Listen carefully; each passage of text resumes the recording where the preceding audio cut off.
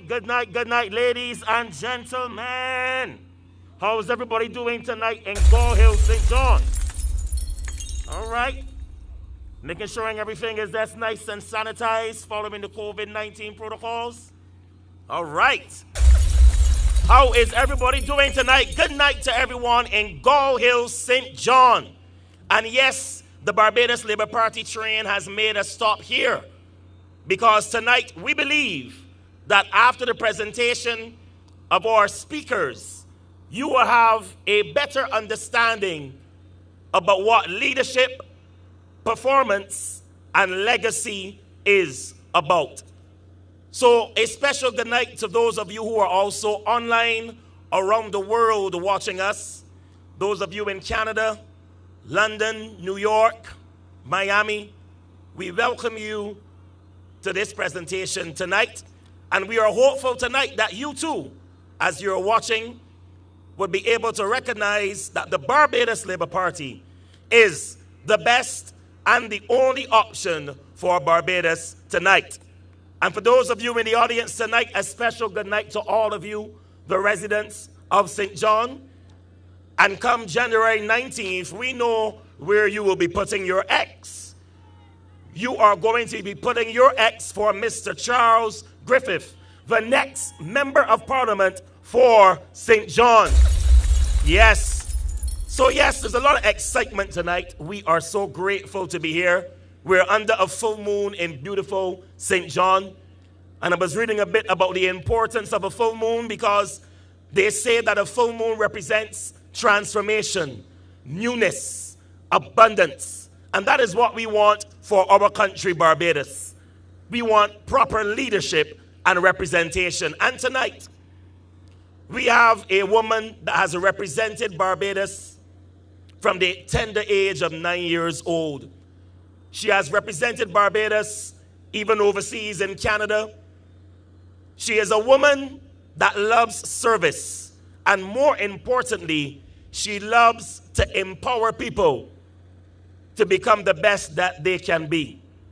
I am speaking of the new Member of Parliament for St. Philip West, none other than Miss Kay McConney. Put your hands together tonight and let's welcome Kay McConney. Hey.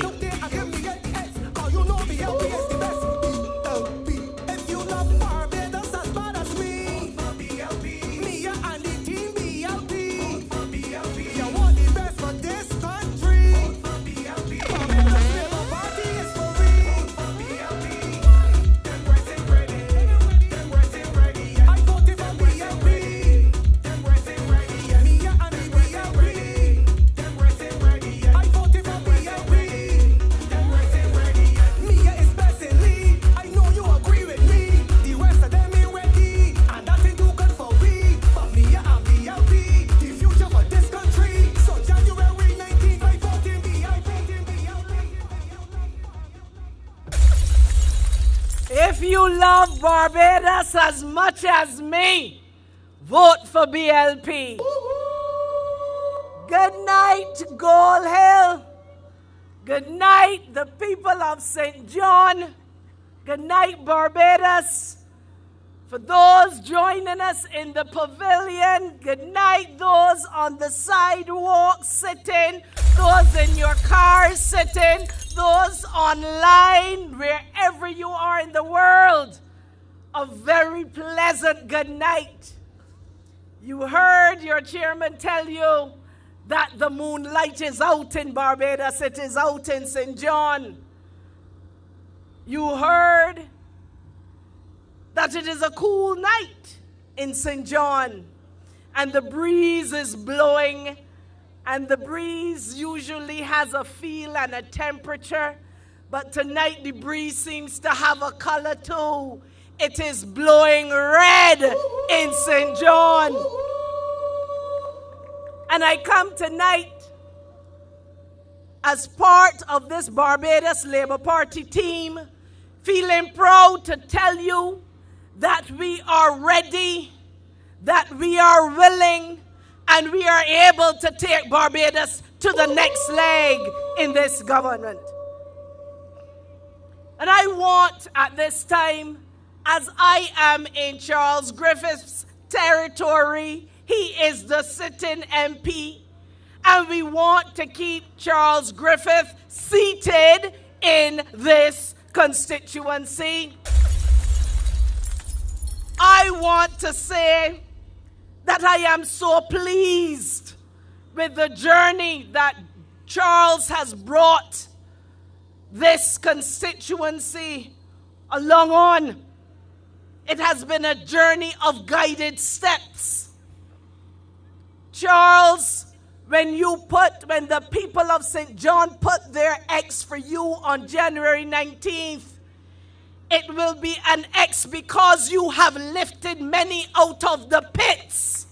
More than 25 pit toilets have been converted to waterborne facilities for the people of St. John. And when you put your X for Charles Griffith, it will be because more than 33 new houses have been constructed in St. John. And when you put your X for Charles Griffith, it will be because over 106 homes have been repaired and people have a place where they can feel safe, where they can feel as if their shelter is of a quality that is humane, that is decent, where they feel comfortable inviting people into their homes because the place doesn't leak, the floor isn't falling through, and they are able to present themselves in a way where there is pride of property. And when you place your X for Charles Griffith, I want you to think of the recreational facility in Pools Woods that is under construction. He has not finished his work in St. John yet. And it is important for you to know that if you want that work to continue, you must make sure that the sitting MP remains seated in St. John. And when you put your X for the Barbados Labour Party and for Charles Griffith, you do so understanding that land ownership in Bath Welch Village has now been made possible because of the work of Charles Griffith and the initiative of the Barbados Labour Party supporting him all the way.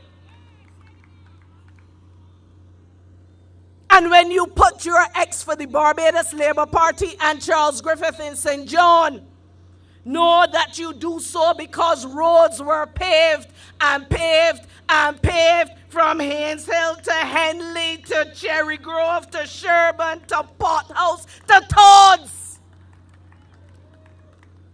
And understand that Charles Griffith has been able to do this with the support of the Barbados Labour Party, which has a bigger vision for putting the right kind of safe infrastructure across Barbados, where not just the urban corridors are benefiting, but rural Barbados like St. John and St. Philip too, where I come from, can also be part of that experience of quality infrastructure for both existing and emerging needs.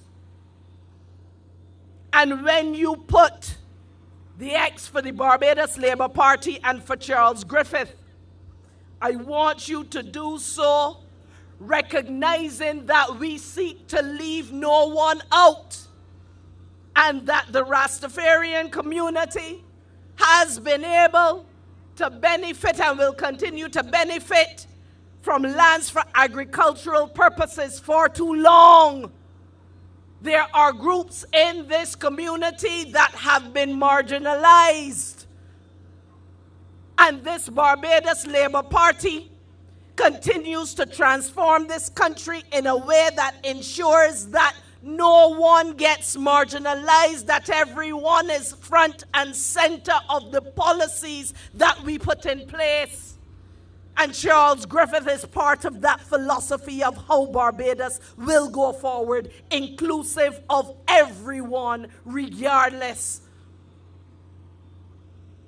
And when you put your X for the Barbados Labour Party and for Charles Griffith, you must do so, and I want you to do so and let your X flow but not touch the line on either side, because water is flowing in St. John.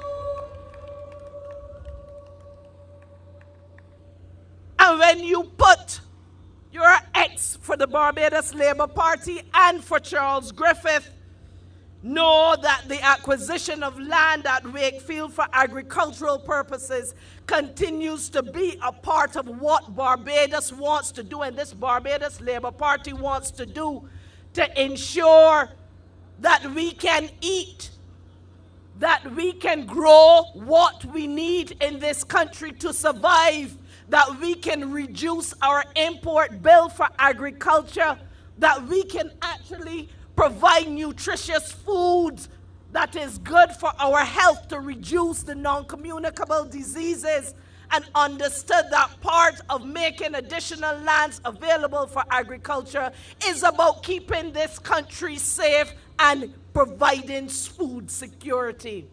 All of this is part of the reason why you will put your X for the Barbados Labour Party and for Charles Griffith.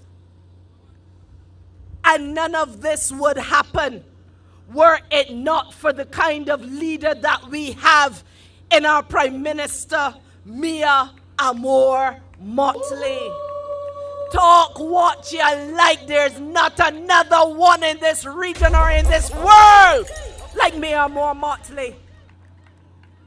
You know, we are accustomed to leaders who can only lead followers. We have a leader who leads other leaders like Charles Griffith and the rest of the Barbados Labour Party team. Sometimes we believe that when you lead in times where there's not much change happening, there's not much upheaval or volatility, there's not much uncertainty, that takes a different kind of leader than when you are leading in a time that is volatile, where there's uncertainty, where there's ambiguity, and when there is complexity in the way that the world is operating. You need a leader for the times. And for the times that we are going through in Barbados and in this world, we need a leader like Mia Amor Motley. We need a leader who can execute under pressure.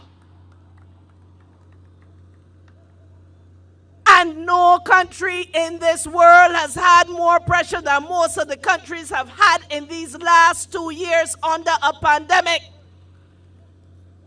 This government came in under pressure, where we did not know if 2 weeks later we would have been able to feed this population and take care of the bills of this country, because we did not have enough in the kitty to be able to take care of this country.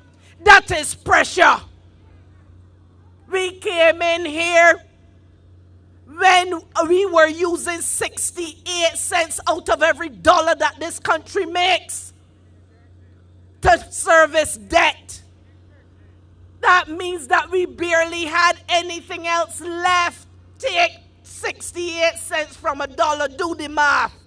And you realize that not much was left after we paid our debts in order to take care of the needs of this country, to pay salaries, to take care of the roads, to make schools, to make sure that schools were done, and to do all that this country needs to do to keep this country happy and safe and healthy and clean.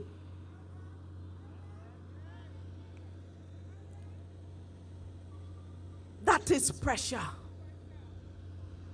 But what has happened is that this Barbados Labour Party, who came ready in 2018, we came ready with a crackpot team. A team of economists who were able to help us at this time to bring down that debt service from 68 cents us using to pay debt to us now only using 30 cents out of every dollar. And before COVID, we had done even better. We had that down to 22 cents out of every dollar. And then COVID pushed it back up, but we still are not back up at the levels of 68 cents of the dollar being used for debt, which we inherited. That was pressure. Our Prime Minister understands pressure and she knows how to execute under pressure. And the kind of leader we need at this time is not only a leader who needs to know and has demonstrated the capacity to execute under pressure, but a leader who knows how to do multiple tasks at the same time. It was the economy, it was the garbage, it was the hospital, it was the sewerage, it was the education cut where people kicked down the ladder that they climbed up in education. We had to pop back up the ladder and put another round on top. That is pressure, and that is multiple things we had to do at the same time. And at the same time, we were trying to save the Barbados dollar. We were also seeking to make sure that our old people had a better living opportunity by raising the non-contributory pension from $155 to $225. We know you wish it could be more, but guess what? We did more than the last Democratic Labour Party administration ever did.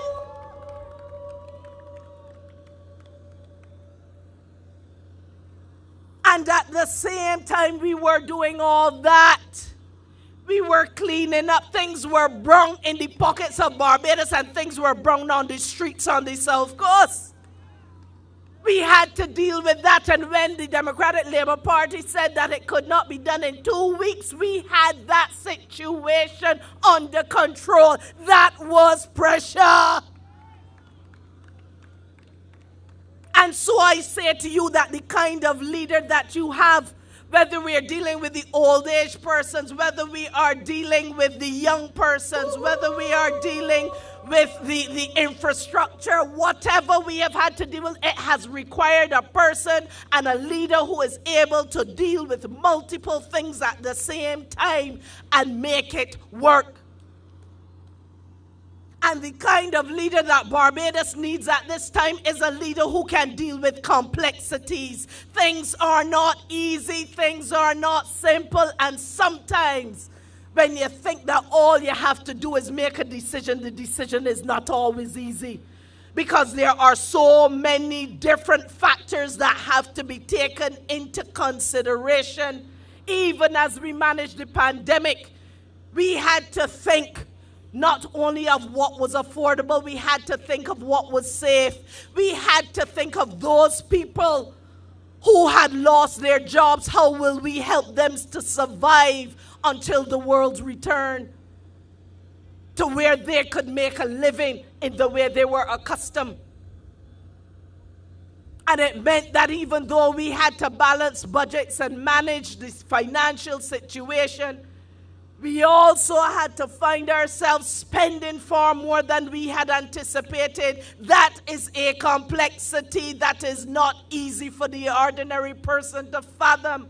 But we have a Prime Minister and we have a leadership team that is capable of dealing with complexity. And in so doing, in the midst of it all, we managed to give out more than 85,000 just about in care packages to people. We were able to provide over 2,000 barbers and hairdressers and shopkeepers and other small business owners with a special new benefit. A benefit that allowed their business interruption not to totally decimate our lives, because we decided we would find the money to be able to support them until their businesses could be restored. That is complexity. And so we needed a leader who not only could execute under pressure, not only could deal with multiple tasks at the same time, not only could deal with complexity, but a woman who had the emotional and the mental stamina and toughness to withstand whatever came at her. And resistance came at her. Lies came at her. Friends came at her. All kinds of directions came at her, but she has stayed mentally and emotionally tough, and she is stable. She stabilizes not only the country economically, but she keeps this country emotionally and psychologically stable. And I say all this to you because leadership does matter. And I will stand here and I will tell you tonight that for as long as I can, I am all in and will go all out for my leader, the Mia Amour Motley. And so tonight, I am told that my time is up and I need to leave this stage. And I am now getting fired up. But with due respect, because I know you must leave, because there are many speakers tonight, and I know others must get their turn on this stage. What I want to say to you is that that X that you have, St. John, is precious. Many have fought hard for you to get that X. Do not devalue your X. If the Barbados Labour Party did not let the dollar get devalued, do not now devalue your X by putting it next to anybody other than the Barbados Labour Party. And I ask you, when you go to the polls on January 19th, ask yourself how much you love this country. Ask yourself who is best for this country. Ask who will help you keep you safer. Ask you who will help you make a future for your children. Ask in whose hands will you be best served. I say the Barbados Labour Party, the Barbados Labour Party, the Barbados Labour Party, and only the Barbados Labour Party. I thank you and good night. If you love Barbados as bad as me, for BLP, Mia and the team BLP, for BLP, you want the best for this country, Barbados Labour Party is for me, for BLP. All right. You heard it. Ladies and gentlemen, you heard it from Kay McConney, the next representative for St. Philip West. Put your hands together one more time for Kay McConney. But tonight, ladies and gentlemen, I have the distinct privilege and pleasure to introduce my leader, your leader, the Prime Minister of Barbados, even as she has arrived here in Gall Hill, St. John. A leader for the times. A leader that has risen above every obstacle and hurdle and challenge. Let's all stand and welcome Mia Amour Motley, Prime Minister of Barbados.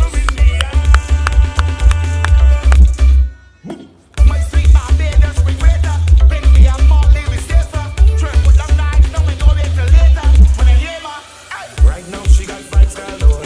We voting Mia Amour. She's the best PM for me. Mia and the BLP. Who best to lead this country? Vote Mia and team BLP. Barbados Labour Party is the only choice for we on call. We want Mia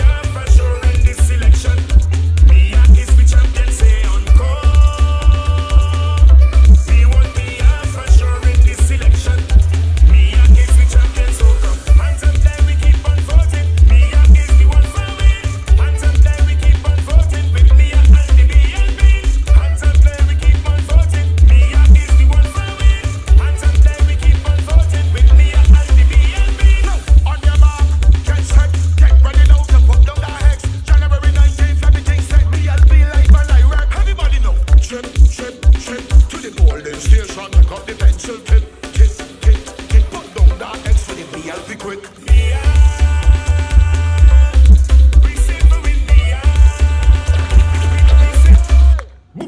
Right now she got 5-star Lord. We voting Mia and more. She's the best PM for me. Mia and the BLP. Who best to lead this country? Vote Mia and Team BLP. Barbados Labour Party is the only choice for we on call. Yes. We want Mia for sure in this election. Mia is the champion, say on call. Of course, stay on course.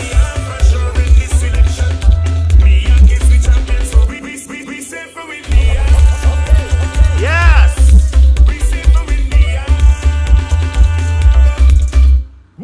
My sweet Barbados, we greater. Make me a Molly, we safer. Trip with them lights, now we know it till later. When I hear my right now, she got 5-star Lord. We voting Mia and more. She's the best PM for me. Mia and the BLP.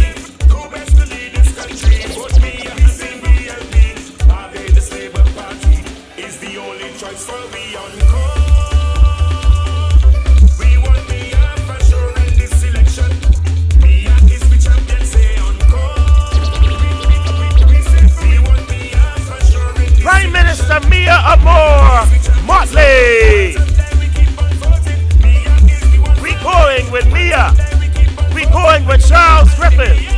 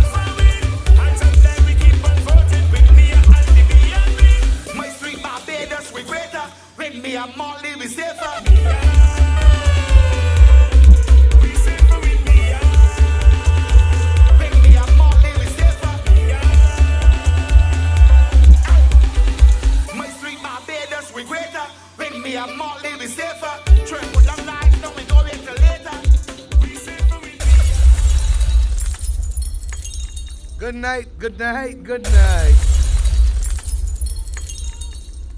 How's it going here in Gall Hill, St. John?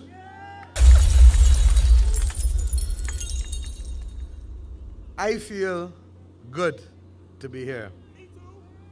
And I feel good to be here because just 3.5 years ago, when we went to Four Roads, I started a conversation with you, the people of St. John,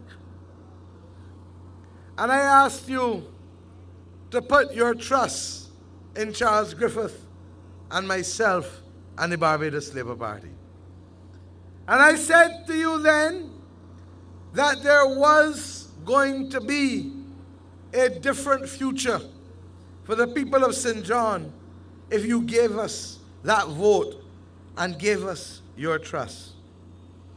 And you know, you have just heard the next Member of Parliament for St. Philip West leave this platform. David Eswick is a pit bull with a lot of bark and no bite. And Kay McConney is a bee buzzing and working and ready to do for the people of St. Philip West.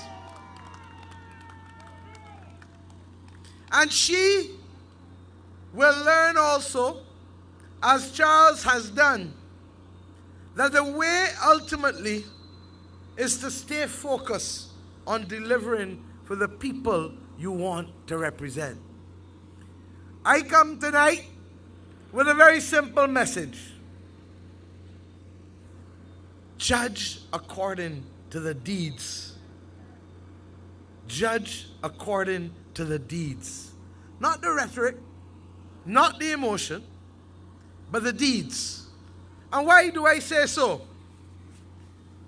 I make a simple statement that for the last 55 years, the people of St. John have seen more done in the last 3.5 years, not because you didn't have prime ministers who loved you, because they genuinely loved you. I know Errol Barr loved you. I know David Thompson loved you.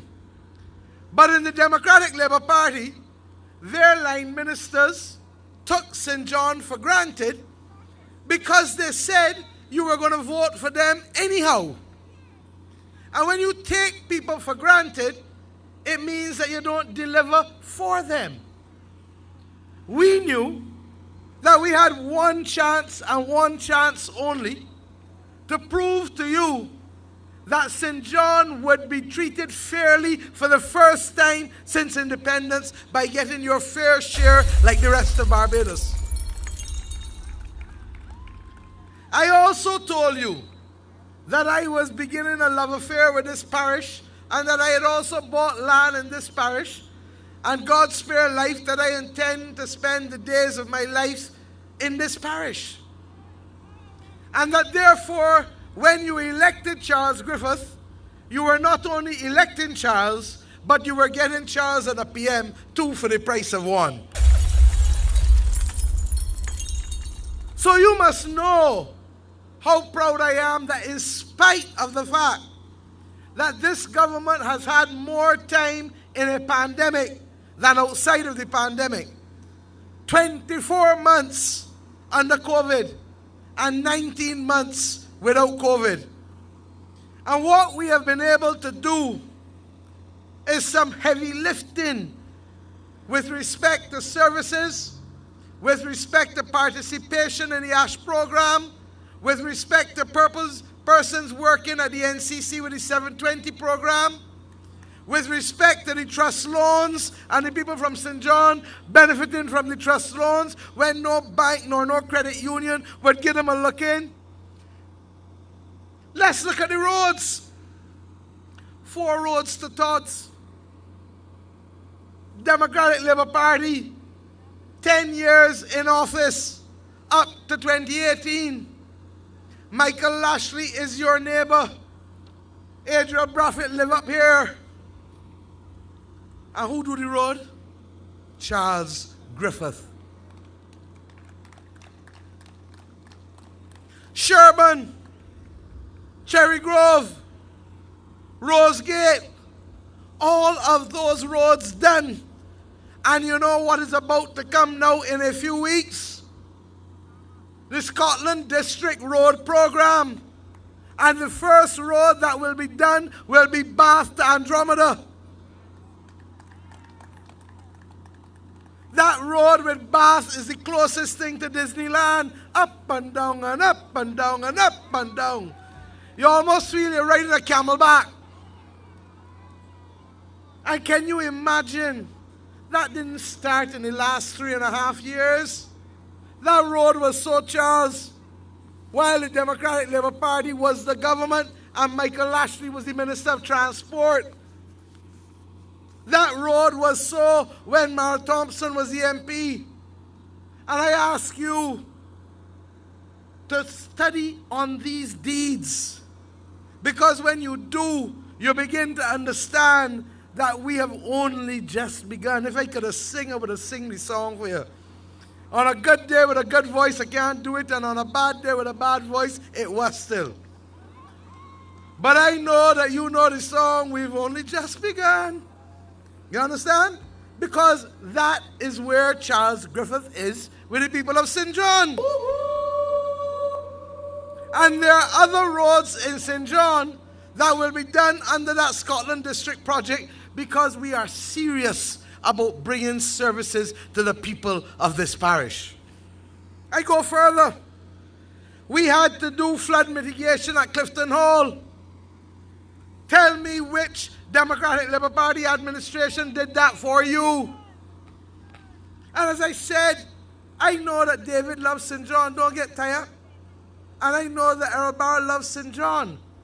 But one of the things that happened was that the other line ministers really felt that they didn't need to do anything because nothing could separate the people of St. John from the Democratic Labour Party. And they took you for granted for way too long. That's why I asked you, even if you wanted to steal a little love on his side. You understand? I know you don't necessarily belong to me, but steal a little love on his side.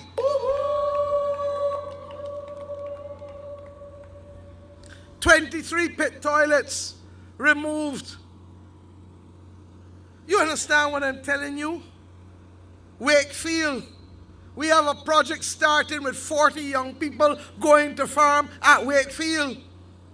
And I have just come out this evening from Henley. Ask Lisa, ask Dopey. And one of the conversations I had with those people there today is to be able to create a subdivision to take maybe at least 20 acres off of the Clico lands at Henley and make it available for those youngsters in that community to form a co-op so that they too can farm and help this country with food and nutritional security. I have had conversations with people in this parish, some of them well known to you. I don't know if Kevin is here tonight, but the bottom line is that there are bright young people in this parish who can also get involved in the medicinal cannabis industry. And the government has said that we will create a special purpose vehicle to work with entities so that we can help you get up to the stage where you need to get up in order to be able to do the production. And you decide whether you want us to stay in with you, whether you want to pay us out in 3 years, 5 years, 7 years.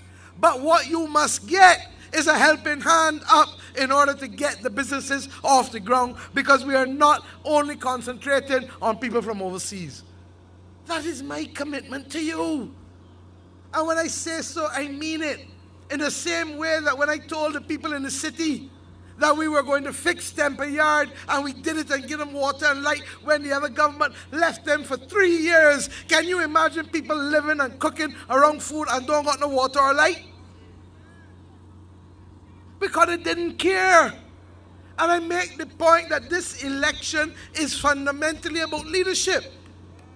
This election should be and must be about electing a government in Bay Street, but you have a political party that want you to settle a problem in George Street for them. I've never seen more foolishness at a time when people need more than ever the support, the opportunities, the safety, the stability, and ultimately the prosperity. This Barbados Labour Party comes to you tonight. We know that I am leading this party into the election. We know that Wednesday night I am the leader. We know that Thursday morning, with the will of the people of Barbados, I will lead.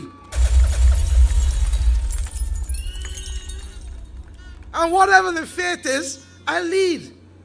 But I suspect that it will be a friendly fate for the Barbados Labour Party.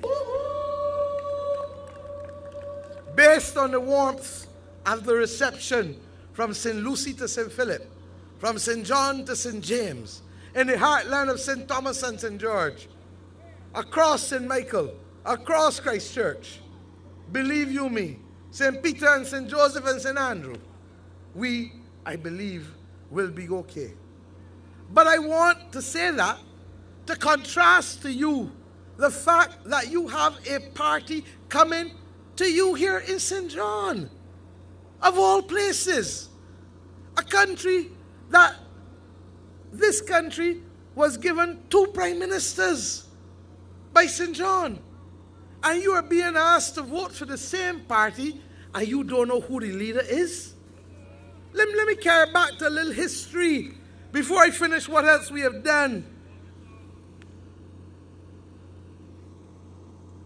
in 1961, Mr. Barr, us the ones out here, didn't start off as leader of the Democratic Labour Party.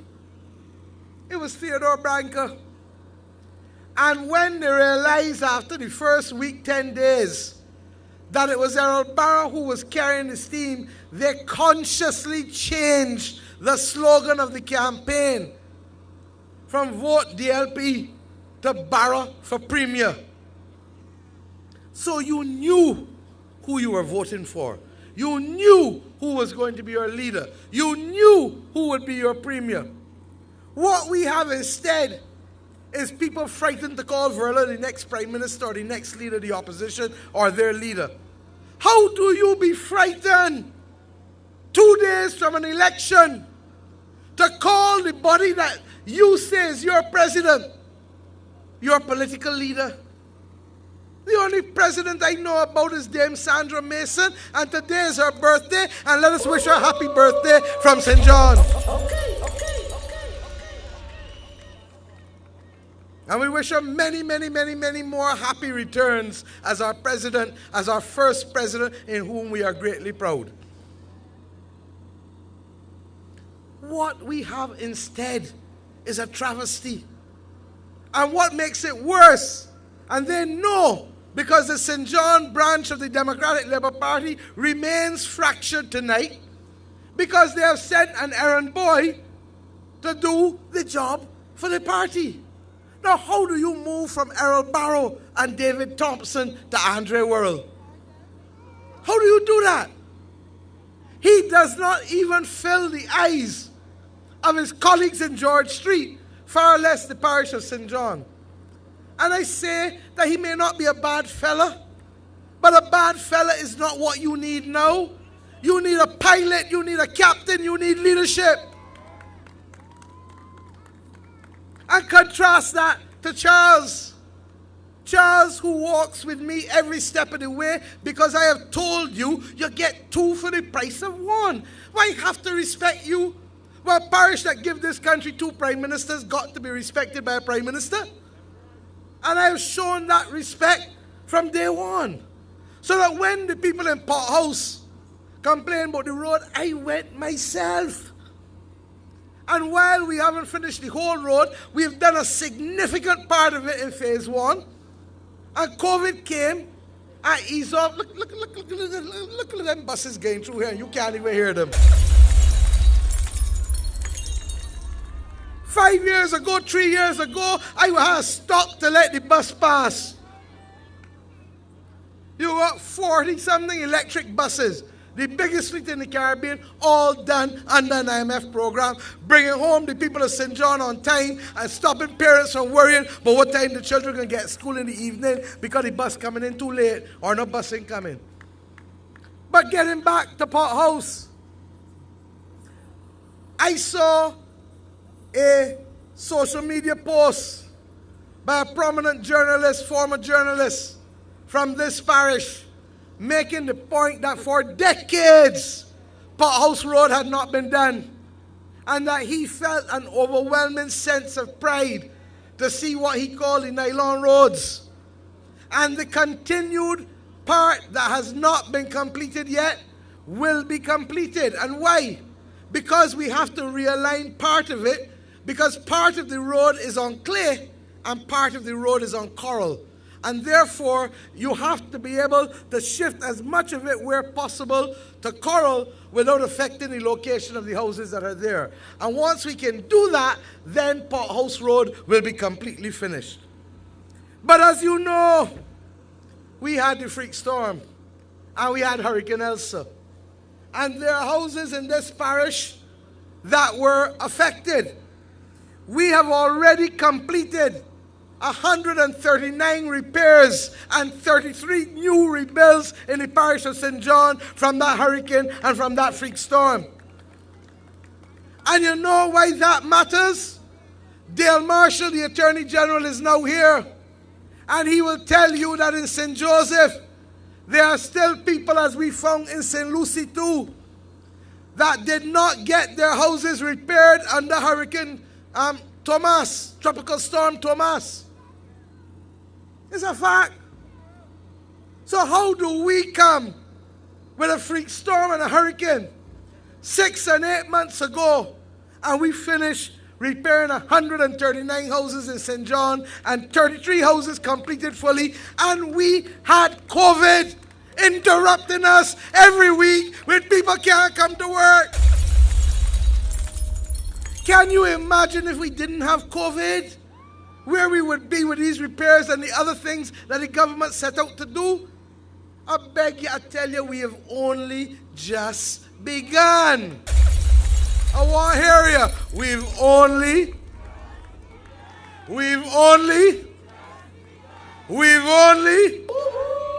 and therefore, I come to Gall Hill, proud but humble, to say to you that this parish, for the first time in 55 years since independence, has received its fair and just share, just like the other parishes of Barbados, because we did not come and take you for granted, and we have more to do for you. We have launched a project that will see 174 houses being built at Pool. You understand what I'm telling you? That there are teachers and nurses and police in this country earning $2,700 and $3,000 that cannot afford to buy land at $20 and $25 a square foot. And instead of them coming to you with credible projects, them coming to tell you all kind of cuss-fest and this and who got this and who ain't got who and who ain't got what on a platform. It is too much. This country is at too precarious a stage, and that is why leadership matters. That is why leadership matters. I am proud of the platform of the Barbados Labour Party in this campaign. You have not heard the kind of nastiness, and as if the Democratic Labour Party did not learn on the last occasion, they've come back with it again. And what food that put on your table, and what money that put on your pocket, and what land that give you to be able to farm? None. None. So my friends, whether it is in the trust loans, whether it is in infrastructure, whether it is in housing, whether it is in the jobs, and more jobs are going to start to come. I have been going through telling you that we expect a construction boom this year. Our problem is to get skilled tradesmen. If you are a labor, you're going to start paid down there. But if you start and become a tradesman, even an apprentice tradesman, you can get paid more. And I ask the young people to do one thing for me in this parish. Go in by St. John Parish Church and look round and see the quality of work. And tell me how our forefathers 200 and 300 years ago could build better work without the tools that we got today in 2022. Something is wrong. And we have to set ourselves a mission as a country to be able to train as many tradesmen and craftsmen as possible, and to be able to get them to produce work at a certain level. How many joiners do you know in this country under the age of 51? The youngest joiner I know is 51 years old. What I tell you, you understand how people used to come and buy up all the mahogany furniture in Barbados and send it to Martinique and Guadeloupe and France. And we got youngsters here who can be trained in the art of joinery, who got the antiques that they can use as a design and model off, and who, instead of courts and standard and then bringing in all that imported furniture, that we can be doing furniture for our own people and then letting the blind and deaf workshop do the caning as they've done in the past, so that everybody get a piece of the action. That is the Barbados that we want, and we believe St. John to be central to it. But I go further. the agricultural land in Bath. They didn't believe us when we said we were going to give the Rastafarian community 60 acres to farm. Then there are others who have been farming without lease arrangements for 12 and 15 years. It is not fair. We are legitimizing them all like now. Then there are the people in Welsh who had and have been living on land for decades, but do not have any land title papers because nobody could sell to them because the land was not surveyed. And I want to thank George Payne and Charles Griffith for surveying the land and allowing us to be able to convey that land to those families in Welsh as we go forward. We've only just begun. Only just begun. And I've given you a report card that is not even full. And that is Charles Griffith and the Barbados Labour Party. Now don't get me wrong. They got people out here that Charles may not have seen. And they got people out here that Charles still got to do for. But with the best will in the world, you can't do for everybody all at once. You all got big families up here. And you know that sometimes some people in the family is get through before the rest. But that don't mean you love the rest any less. That don't mean you ain't gonna help the rest any less. But for whatever reason, you focus on the things that you can do immediately or that are nearby or that are immediately in a position. And had it not been for COVID, I swear, we would be much further. We have taken a decision that the David Thompson Polyclinic must become a 24-hour polyclinic, just as the one at Sir Winston Scott, so the people anywhere in the eastern side of Barbados, from St. Philip, right back up to St. Lucie. I just come from St. Lucie, and I get down here in about 15, 20 minutes. I went nowhere near town. I come straight down the East Coast, and right across to St. John. And the bottom line that I'm making to you is this: that once we can settle and get back to a greater level of normalcy outside of COVID, then we are going to be in a position to ensure that we continue to do what has to be done. Those derelict buildings that used to be the old polyclinic, we are turning there into a community entrepreneurship center for the people of Gall Hill and Carters and surrounding districts. This is a serious party with a serious plan. And tonight I therefore ask you, please, all of you, even if we have not given you all that you have wanted yet, in life, you look at the trajectory, you look at the direction, you look at the trend. Are we trending in the right direction in bringing development to the people of St. John? Yes, we are.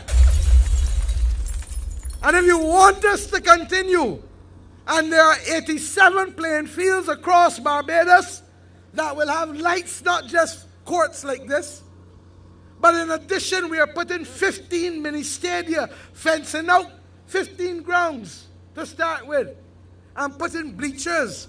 So instead of y'all standing up there and bringing your own chairs, if you go to some of these playing fields, you're going to be able to have that. And Gall Hill has to be one of the mini stadia going forward in this country. Good Lord. I have asked you now, come out on Wednesday. Come out on Wednesday and keep the trend going. Keep the fair and equitable distribution of projects going. And don't be left out, because I'm telling you, the winds across Barbados are right now very, very favorable to the Barbados Labour Party and to the Reds. Do not be left out of the great, great transformation that this country now must proceed with. And we know that with your help and with your vote, the people of St. John will continue to say, we've had it the best of both worlds. We know what it is to have prime ministers who lead with distinction. But we also know what it is to have MPs who deliver with distinction. Good night and God bless you. Charles Griffith, your vote, Wednesday morning. Thank you and goodbye.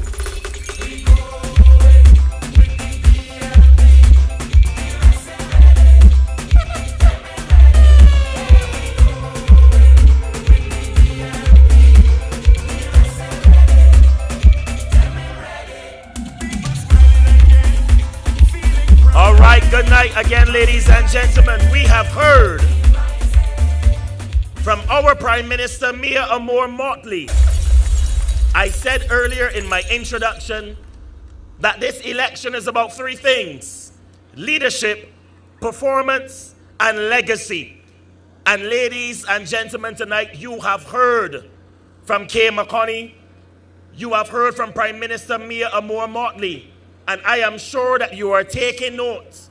Those of you who are here tonight, physically and also virtually, you have heard the record, some of the record of the performance of the Barbados Labour Party.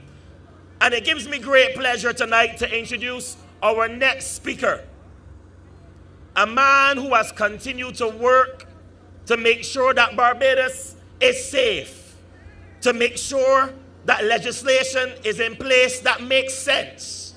A man who has served for a number of years the good people of St. Joseph. Ladies and gentlemen, put your hands together and welcome Dale Marshall.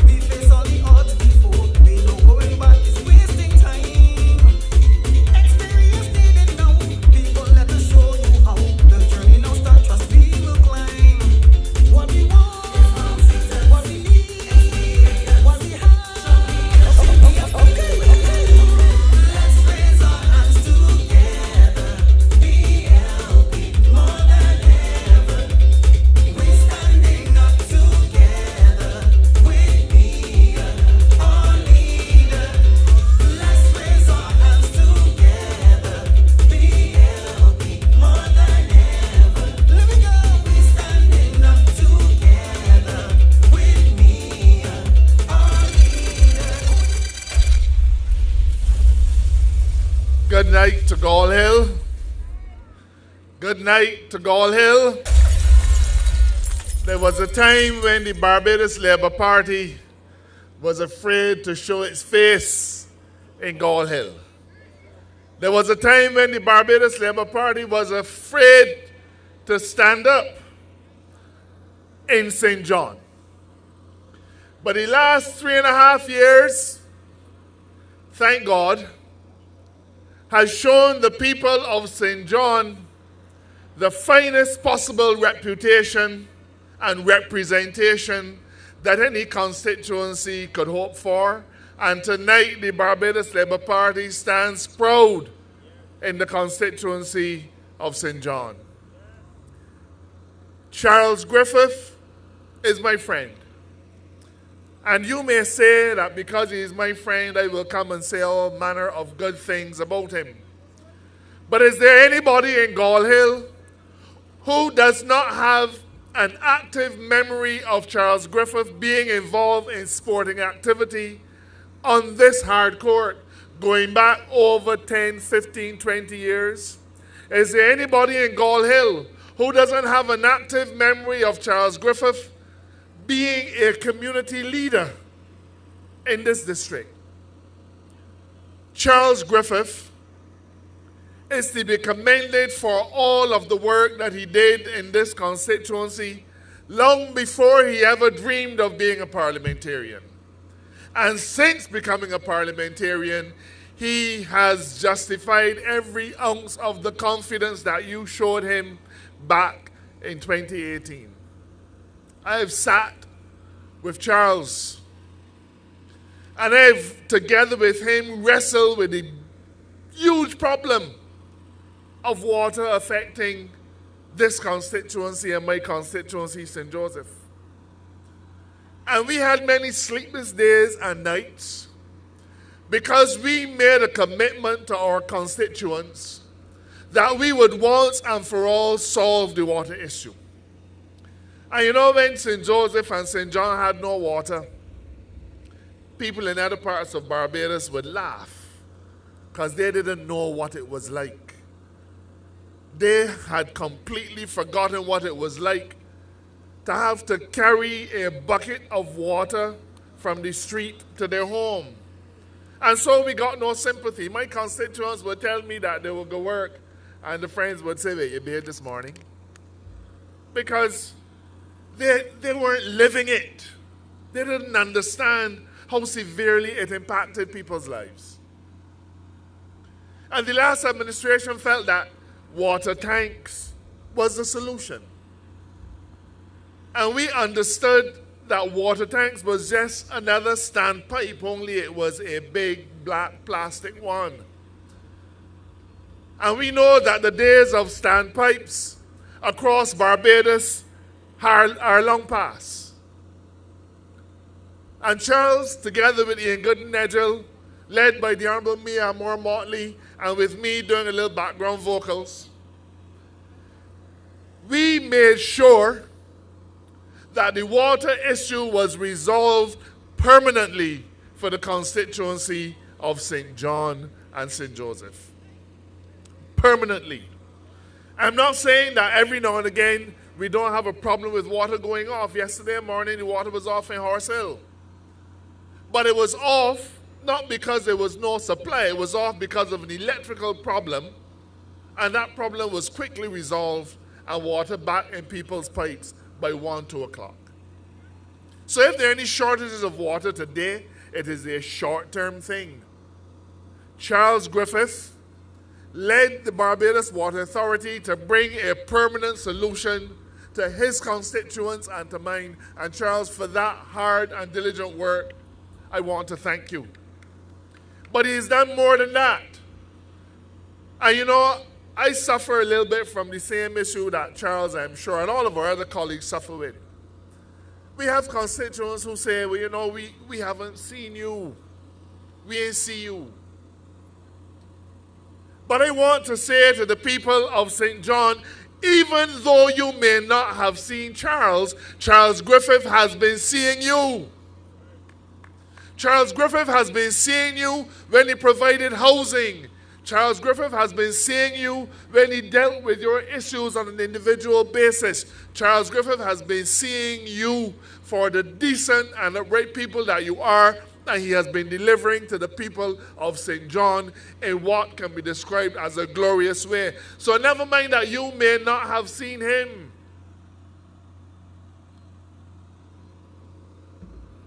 COVID stopped us from going to all the funerals that we used to like to go to. It kept us from doing a lot of the one-on-one interface that is so precious to Caribbean politicians. It got in the way of all these things. But when houses need to be repaired, because of Hurricane Elsa, Charles Griffith saw you. Now, I can tell you, sitting in cabinet, that Charles is a quiet fella. You can tell he is a quiet fella. But still waters run deep, and this gentleman has bent his back and carried the weight of every single problem in this constituency. And his performance is one that you can be proud of. The performance of the entire government, led by Mia Motley, is one that you can be proud of. You know, we've had 3.5 years of unexpected challenges. When we came to government, we knew what was happening in the economy, and we had a plan for that and a keen idea of the direction we had to go in and the steps that we had to take. In fact, the morning that Mia and I got sworn in, she as Prime Minister and me as Attorney General, I think I had gotten home around 5 o'clock that morning from St. Joseph. And I was hoping to go back home and get a little rest. But that was not to be. Mia and I left the government house immediately after being sworn in and went to Bay Street and rolled up our sleeves, and we worked that night until well after midnight. That is day one. Day one. No other cabinet ministers had as yet been sworn in. But she and I left Government House having just been sworn in at around 11 o'clock in the morning, went to her office and worked until well after 1 o'clock in the night. Meeting after meeting after meeting, because we understood that there was no time to be lost. Our country was facing such critical challenges that we had to get to work immediately. And the rest of the cabinet was sworn in a few days later, and they immediately joined us on that program. And let me talk a little bit about the cabinet. In 2018, the Barbados Labour Party presented to you a cabinet led by Mia Motley, easily one of the most experienced cabinet ministers anywhere in the region. She had served as Minister of Education, Attorney General, and then Minister of Economic Development. She had served as Deputy Prime Minister and ably supported Owen Arthur in his leadership. And so she knew exactly what being in government was, what it entailed, the niceties that had to be considered and worked around. Joining her was George Payne, who had a brilliant sojourn as Minister of Housing and then later Minister of Tourism. Jerome Walcott has served as Minister of Health. Ronald Toppin had served in various ministries. I had served as Attorney General. Cynthia Ford had served as a cabinet minister as well. So when we came to the country in 2018, we brought a team that was mixed with experience of one kind or another.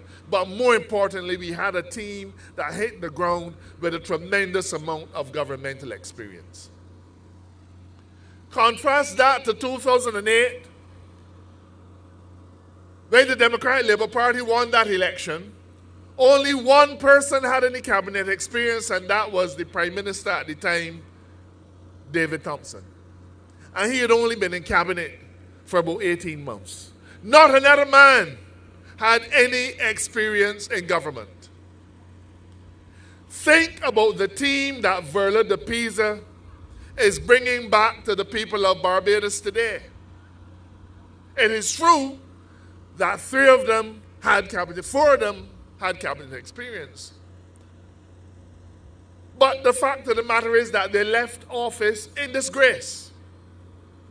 Verla de Pisa herself has at best served in the Senate, has no experience in government, none whatsoever.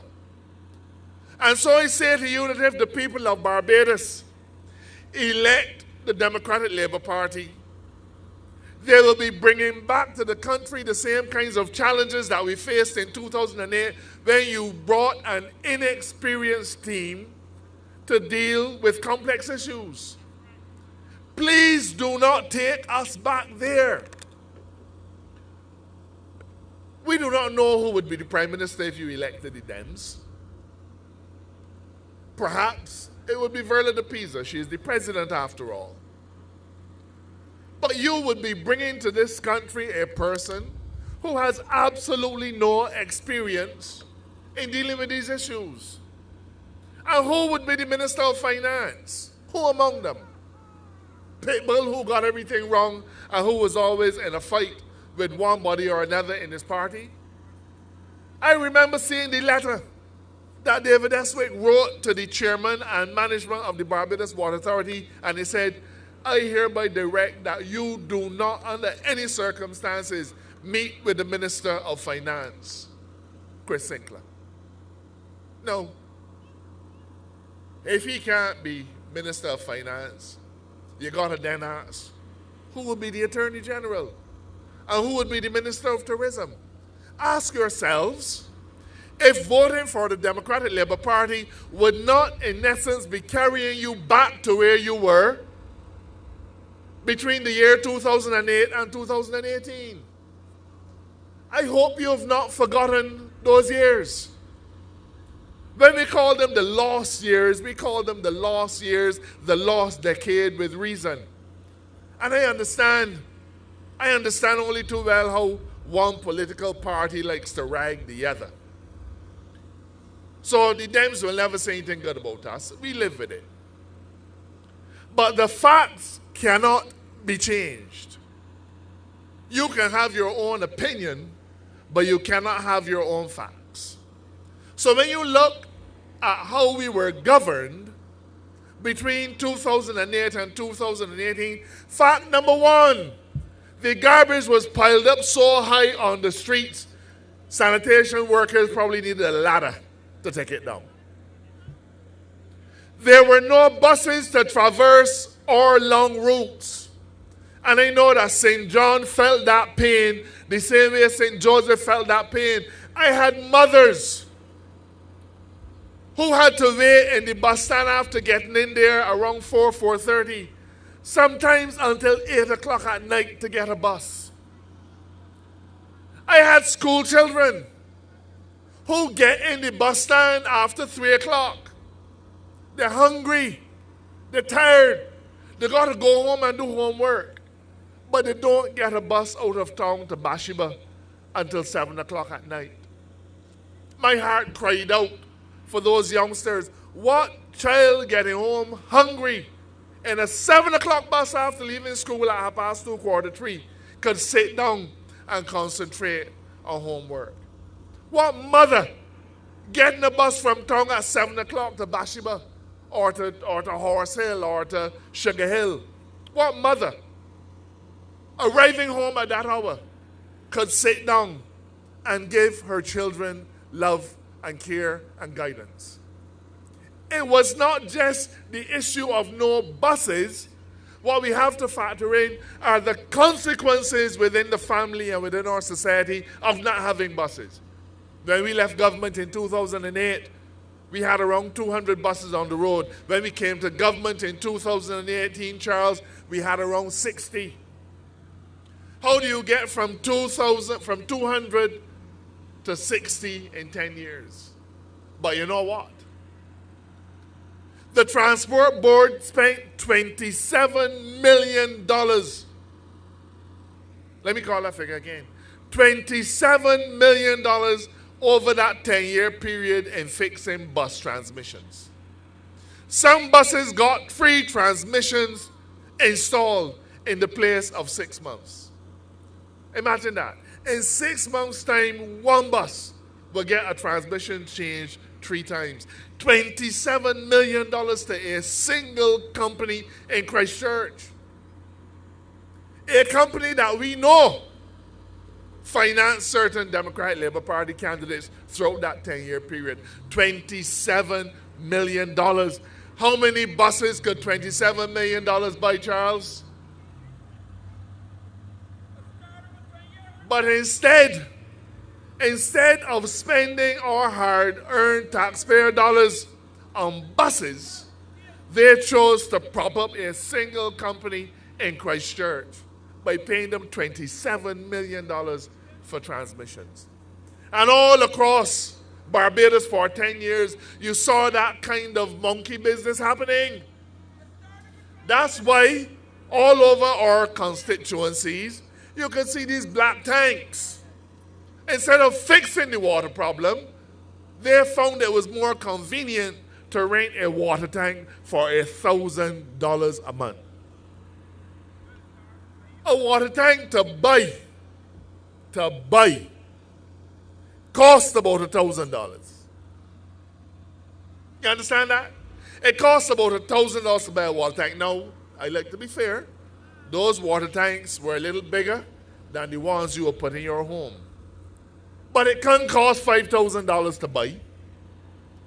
But they were satisfied to pay one company $1,000 a month so that you could have the privilege of walking up to a water tank, turning it on, filling a bucket, and walking back home.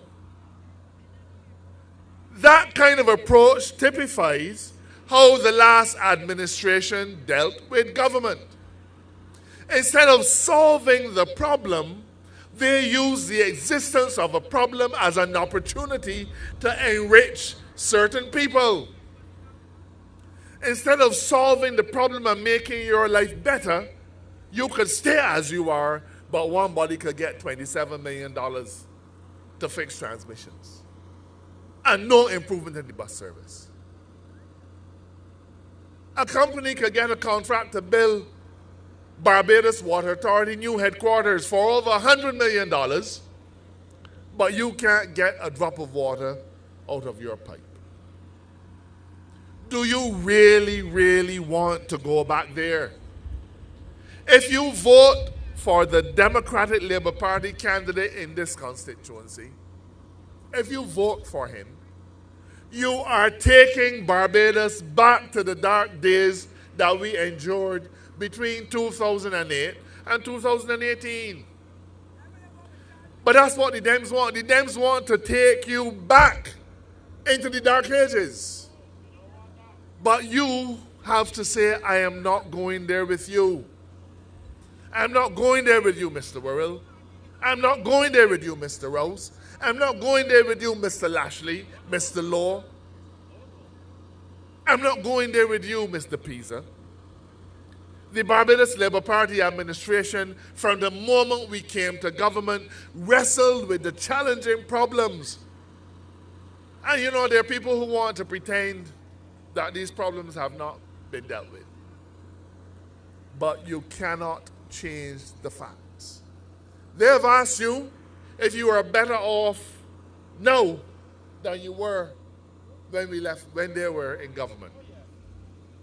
When they were in government, thousands and thousands of cases in the High Court, both criminal and civil, were allowed to back up.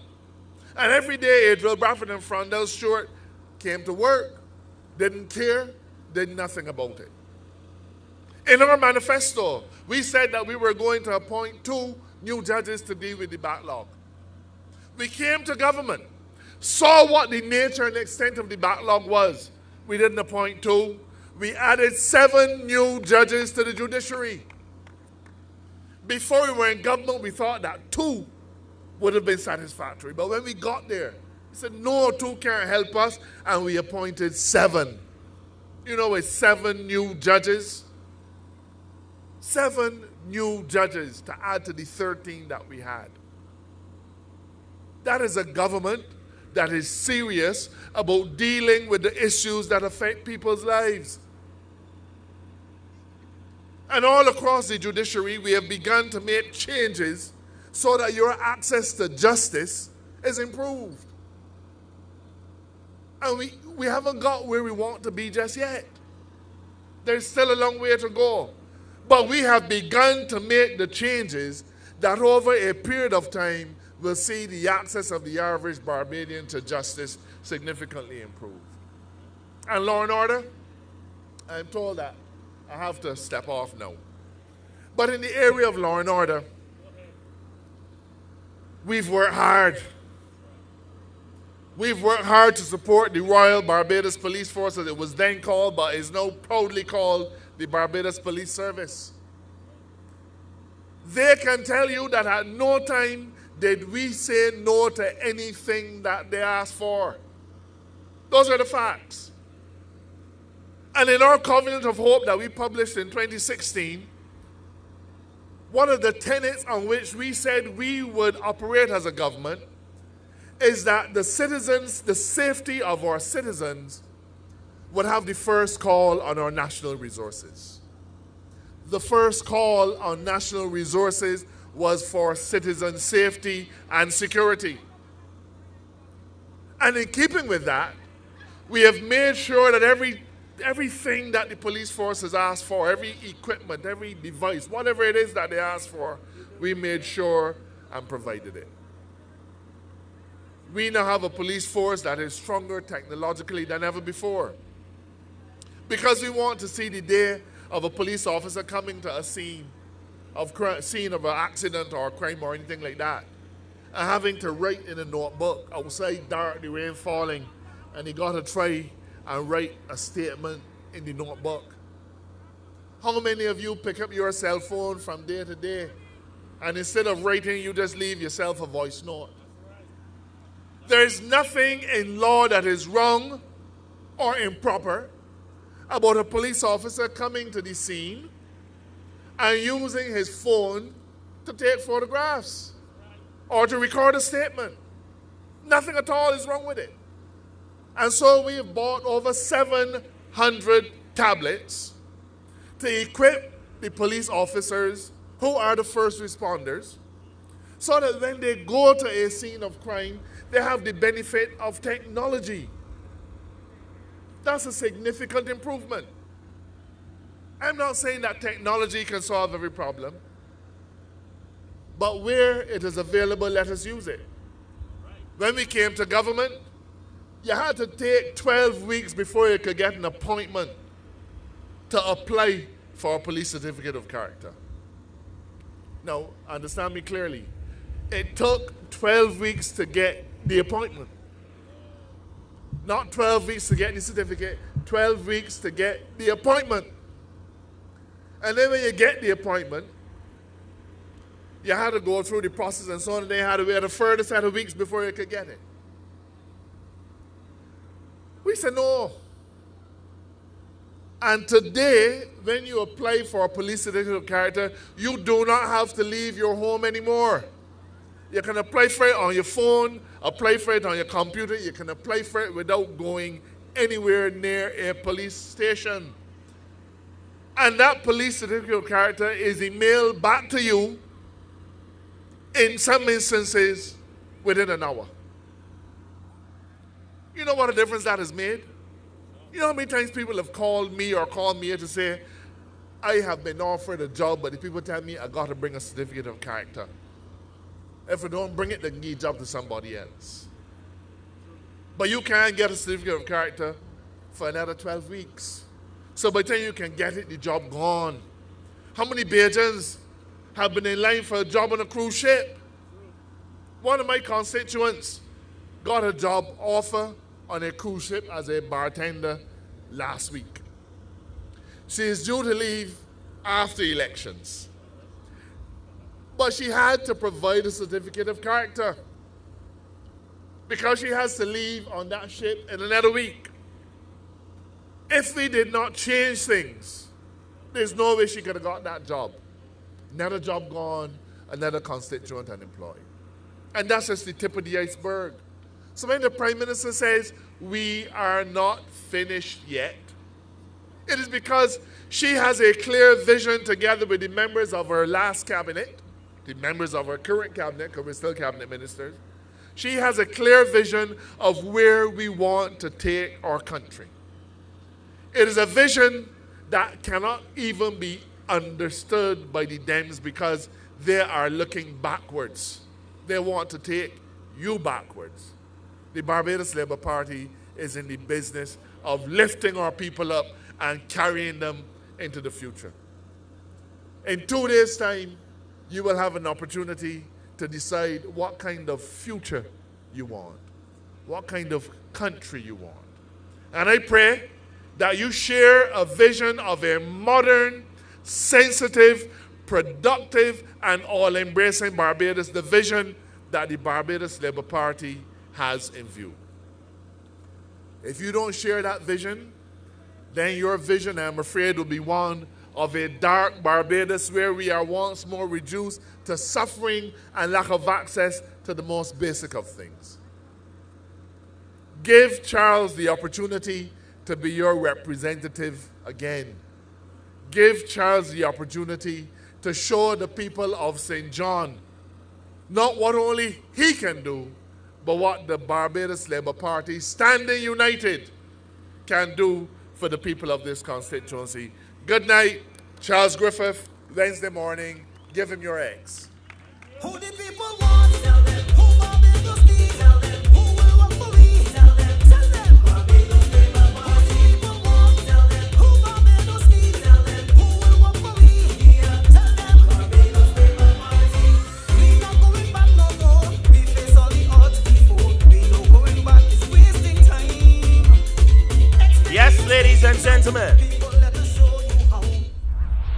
we want to say a special thank you to Attorney General Dale Marshall for giving us, once again, a performance report or a progress report of the Barbados Labour Party during 3.5 years in office. So much has been done to improve the lives of Barbadians because of this Barbados Labour Party.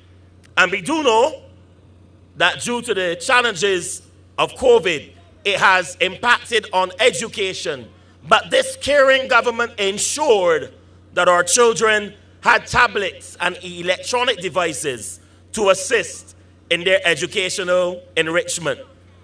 And ladies and gentlemen, tonight, it gives me great pleasure to introduce to you to the stage, to bring to the stage at this point, the next Member of Parliament for St. Michael Southeast, none other than your Minister of Education, my Minister of Education, Santia Bradshaw.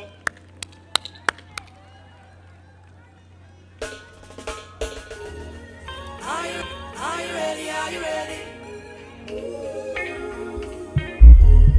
Are you ready? Are you ready? Are you ready? Are you ready?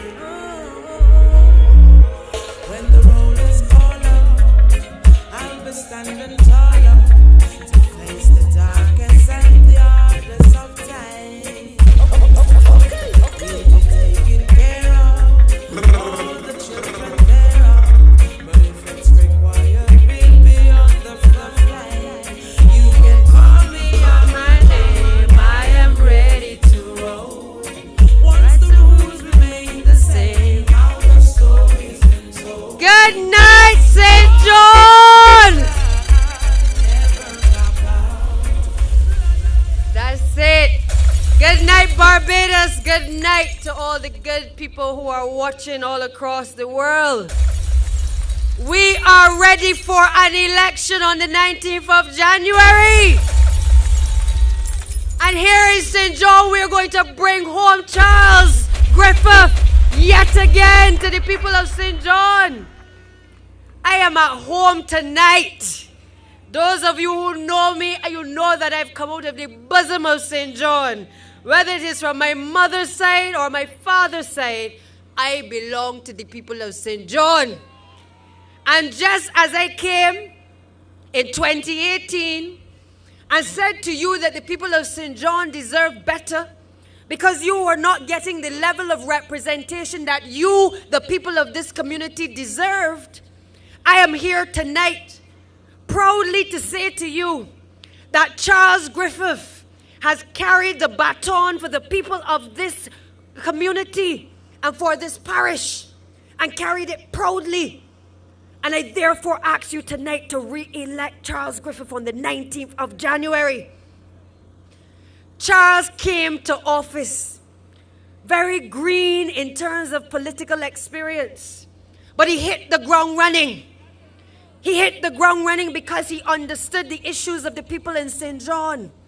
And I can tell you from sitting in the cabinet of Barbados that he has never once not made a case as to why the people of St. John should not get the necessary resources to make sure that we could bring an end to the issues confronting the people of these communities, in particular in relation to water and access to water. We heard the people of this community and across this parish echoing sentiments that it was almost as though St. John was no longer cared about.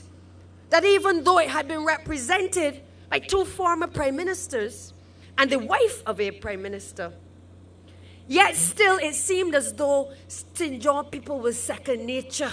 St. John people did not matter. St. John people was in the country and therefore were not relevant or did not deserve the level of resources that we know that the people of St. John deserved. And I know that people over the years may not have voted for the Barbados Labour Party, but I want to tell the people of St. John tonight that the Barbados Labour Party has continued to make sure that resources have been adequately served to the people. And I know from even coming through the communities here, the number of roads that had been done by the Barbados Labour Party. And it is the fact that Charles made sure that he made the water issue a priority. And that is why today we can hear from the residents of St. John that they have started to get the relief that is necessary, making sure that water is running to their taps, making sure that men and women and young children can feel as though they matter in Barbados. That is what Charles Griffith has fought for. That is what the Barbados Labour Party has fought for, to make sure that we could get the necessary resources that were needing to be available to make sure that we could do right by the people of this community. And so I am proud to come here and endorse Charles Griffith, because anybody who is going to fight for my people and to make sure that you don't see old women and old men walking the road having to catch a bucket of water from a standpipe to go home to catch a bath, or that people have to be degraded in such a way that they feel as though they don't want to tell anybody the circumstances under which they live, then all of us must fight to make sure that every single tap in this community has running water and access to water over the next couple of years. But we didn't just have to focus on water alone. We had to prioritize. And I want to tell the people of St. John that while you may have felt at times as though you were neglected, when we came to office, we had to prioritize as a government, because many of the things that we've wanted to do to bring to life the development in St. John, we were faced with one of the worst economic crises that Barbados has ever seen. We came knowing that we had some challenges that would confront us, but we could never have imagined the magnitude of what would then confront us, not only with an economic crisis, but then having to deal with the pandemic, the ashfall, the flash floods. And many of you have been waiting for many years to be able to have house repairs done, and to further compound the repairs that were in motion to be done in these communities, we then had to reprioritize resources in order to make sure that we could allow you to live comfortably. Charles Griffith has been on the front line of that exercise. And if nothing else, I ask you tonight not to forget the road that has been traveled. Not to forget that the Barbados Labour Party said when it came to office that it had to prioritize and it was committed to doing certain things within the first 6 months. And that no matter the hand that we have been dealt, that we still had a responsibility to make sure that we had water and we had roads and we had infrastructure in the constituency of St. John. Because it is easy sometimes to forget that we won 30 seats in a general election in 2018. And unlike what previously happened in Barbados, where you had a lopsided election, where you may have 24 seats and another 6 to the other side, to the opposition, we then had to prioritize as a government what could be allocated to each of the 30 constituencies. And the reality is that there are many people who will say, well, he didn't get to do X road, or this person didn't get assistance, or somebody else didn't get a job, or he only got one job for one body in a household, but he didn't get for the other 6. I say to you tonight, understand that while we haven't got everything done, the journey has already started. And Charles Griffith, I believe, understands what is required in order to close the gap, to close the issues of poverty, to make sure that people are living more comfortably. And therefore, if it is that we have not done everything that the people of St. John or across Barbados may have wanted us to do, I say to you tonight that the Barbados Labour Party has held strain. They have stayed strong, and they have tried to maintain that there has been a certain stability in this country, to make sure that you still had your running water and that buses were running on the road and that people could still get to work. Because even in the face of what we've been going through with a pandemic and an economic crisis, we have still been able to give out the trust loans.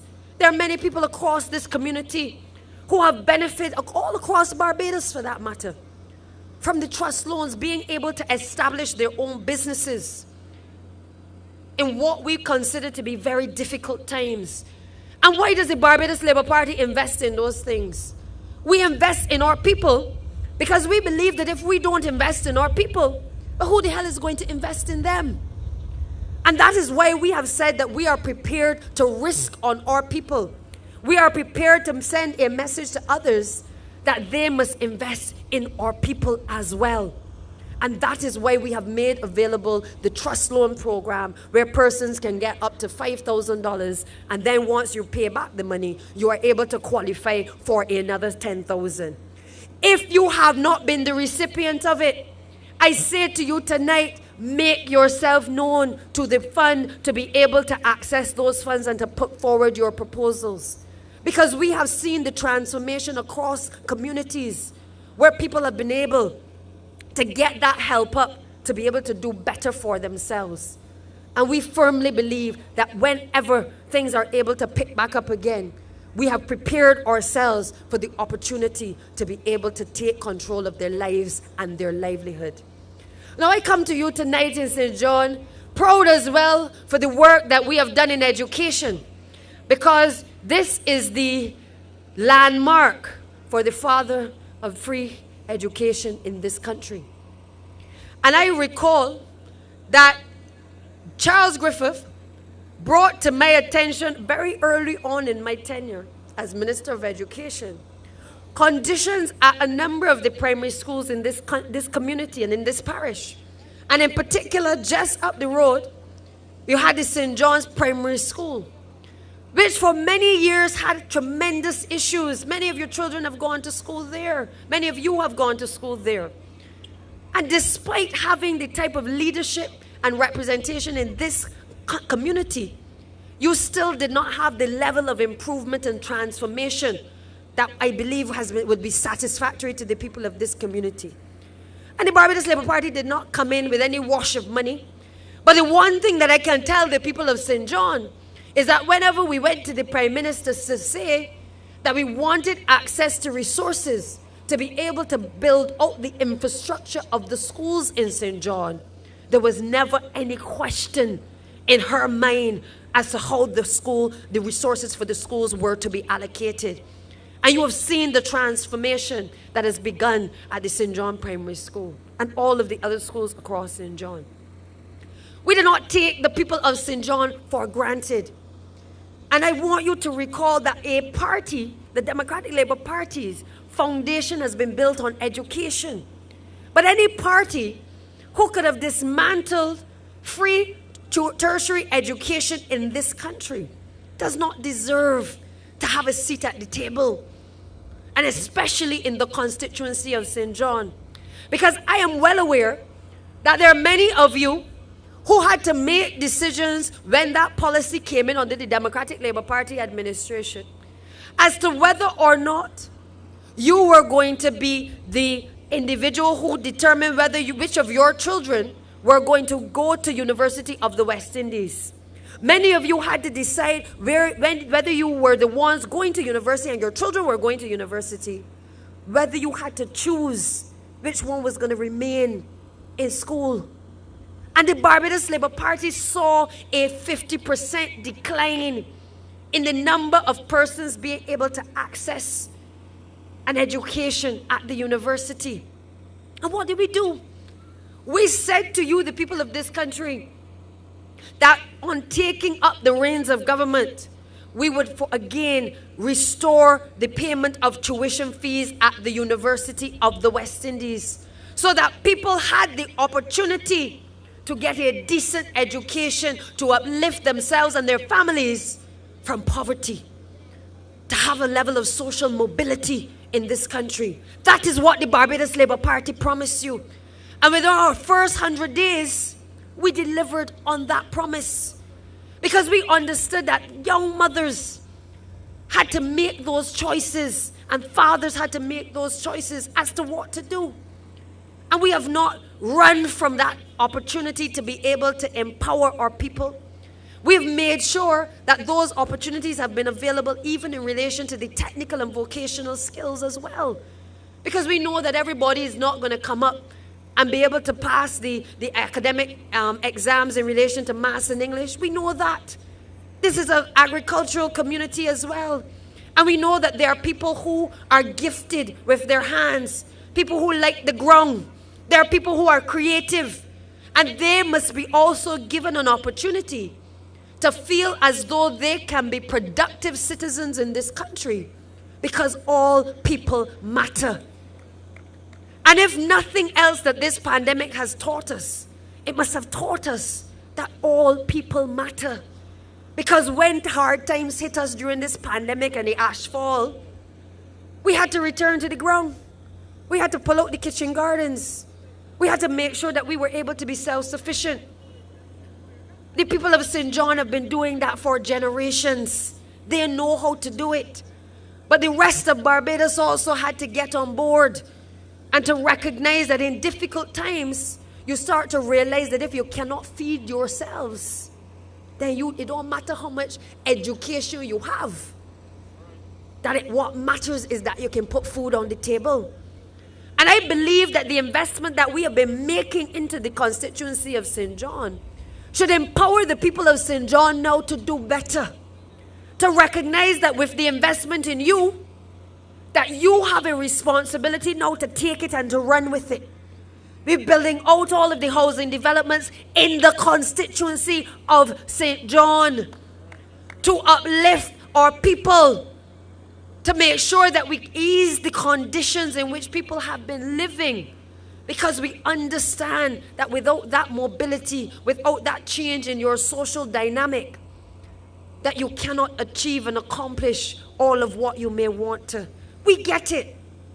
I have never in my lifetime seen the transformation of the constituency of St. John in the way that I've seen it.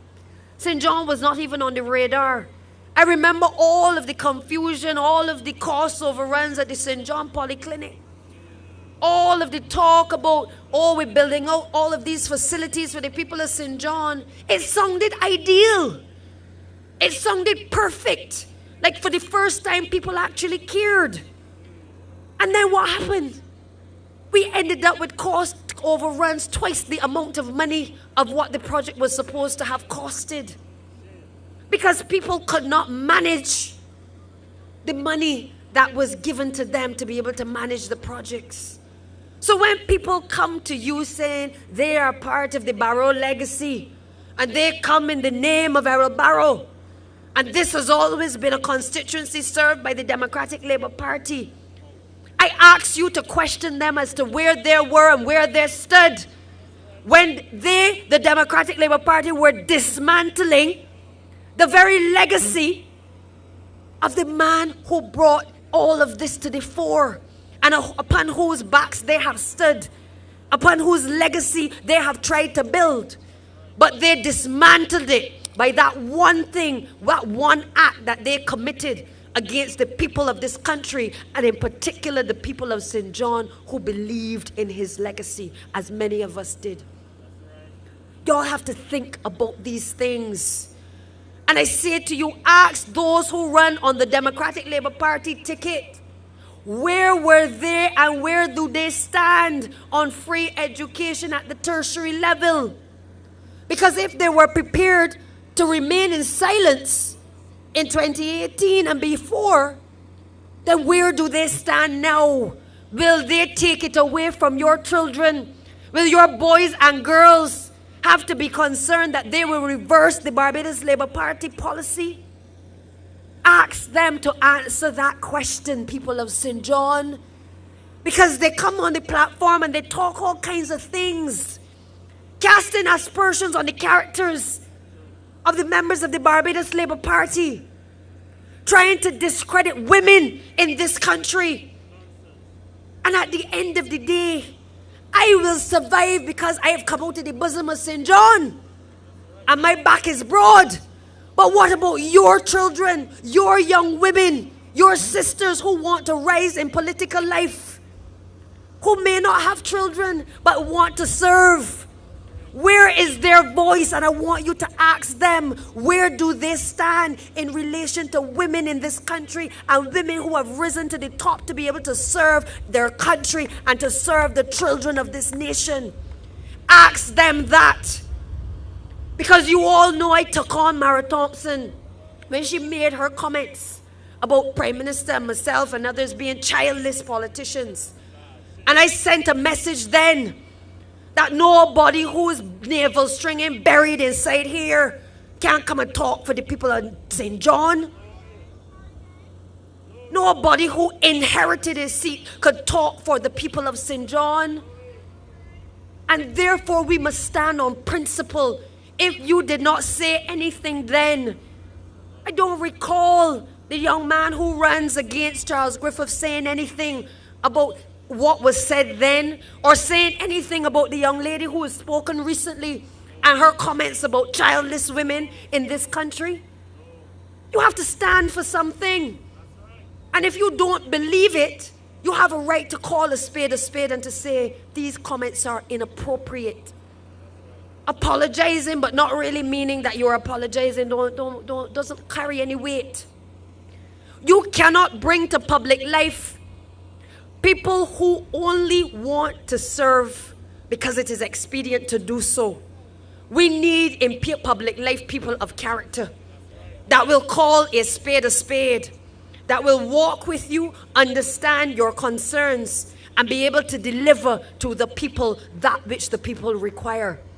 I say to you tonight, you have in Charles Griffith an individual who has been resolute in his mission to serve this constituency and who has done so proudly.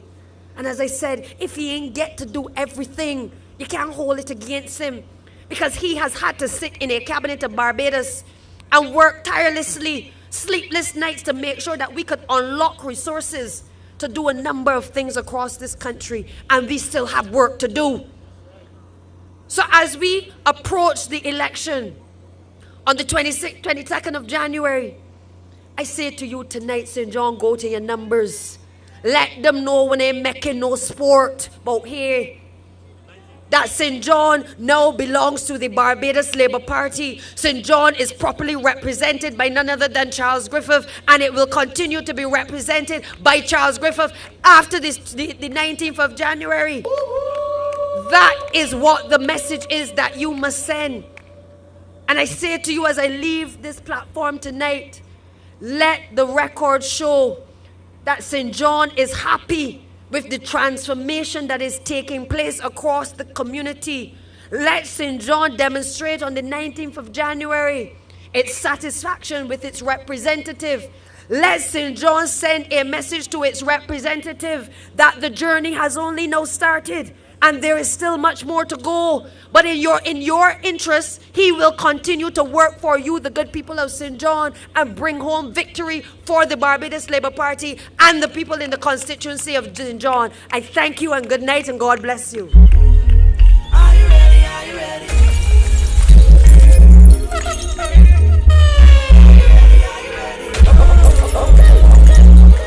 When the road is colder, I'll be standing taller to face the darkest and the hardest of time. We'll be taking care of all the children thereof, but if it's required, we'll be on the front line. Yes, ladies and gentlemen, you just heard from Cynthia Bradshaw, the next MP for St. Michael Southeast. We are going along quite well in our program tonight. St. John, Gall Hill, how are you feeling? All right, we had a lot of good speakers earlier. For those of you who joined us a little late, you missed the Prime Minister's address. But regardless, we are here tonight on a mission. And I have the privilege to welcome to the stage a woman who knows how to go to battle and win. We all know about the by-election that we had recently in this country. And when others were giving less, this woman brought more. This woman brought more to St. George South. She brought more to representation. She brought more. And I'm saying to you that this representative for St. George North, none other than Tony Moore. Let's welcome Tony Moore to the platform. The representative of St. George North and the next representative for St. George North, Tony Tony Moore giving you more in St. George North. St. George North. They want more, and they got more with Tony Moore.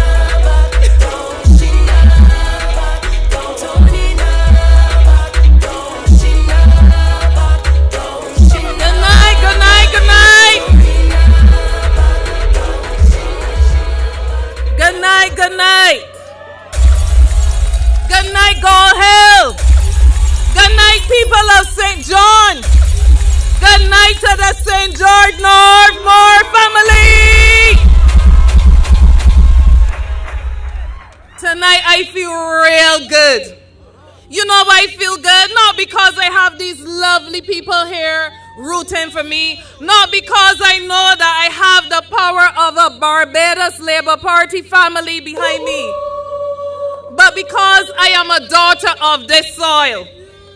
I live right here. Santia saying she come out to the belly. I live in the belly of St. John. And on the 19th of January, in just over 24 hours, you know where I will be heading? JB2 to vote for Charles. Not only coming out of St. John, but you know what I share special with Charles Griffith? Tony Moore and Charles Griffith hail from the village of Edgecliff. You want something more special than that? How likely it is that you will have two children, a daughter and the son of the soil, coming from in St. John, coming from the same village, bringing representation to the people, showing Barbados, showing our people what leadership is. Leadership is not about position. Leadership is about ordinary people doing ordinary things. When they have the heart of a leader, when they have the spirit of leadership, when they want to bring change, when they want to uplift, when they see people first. And tonight, I am happy. I am proud, especially proud because what Charles and I have in common is that we see people first. St. John, a parish, a constituency that has been marginalized for years. You've heard it. You've heard it from the start. You heard it from Kay. You heard it from our party leader. St. John, a constituency that has been in the shadows and has been left in the shadows by minister after minister after minister. And we heard it from the Prime Minister. It's not that they didn't love, but leadership matters. And the kind of leadership that Charles Griffith brings to you, the people of St. John, because he has known what it is to be part of a constituency has been left behind. The kind of leadership he brings is the kind that understands that the leader must bat for the team and that the team does not bat for the leader. For years since independence, the people of St. John have given the Democratic Labour Party a sure seat. And for the first time in its history, the people of St. John have a leader. They have a leader that represents. So the team is not working for Charles. Charles has been working for this constituency every single day for the last 44 months. And so my job tonight, my task tonight is easy. It is not one in which I am coming here to outline Charles's record, although I will do it. I will remind you what previous speakers have said and more. But my task here is to ask you, the good people of St. John, not to take it for granted. You've known what it is to be in the doldrums. You've known what it is to be in the shadows. Now you know what it is to have representation, and you must not take that for granted. So on January 19th, in just over 24 hours, when the polls open, who are you going to vote for? Who are you going to vote for? Who are you going to vote for? Charles, as I said, is a man that has worked tirelessly in this community, not only for the last 3.5 years, but Charles has been a community development officer. You've heard that Charles has been on this very complex, playing sports, but not making sport, playing sports. But just across at St. John's School, I worked with Charles. I had the privilege to work there, where I taught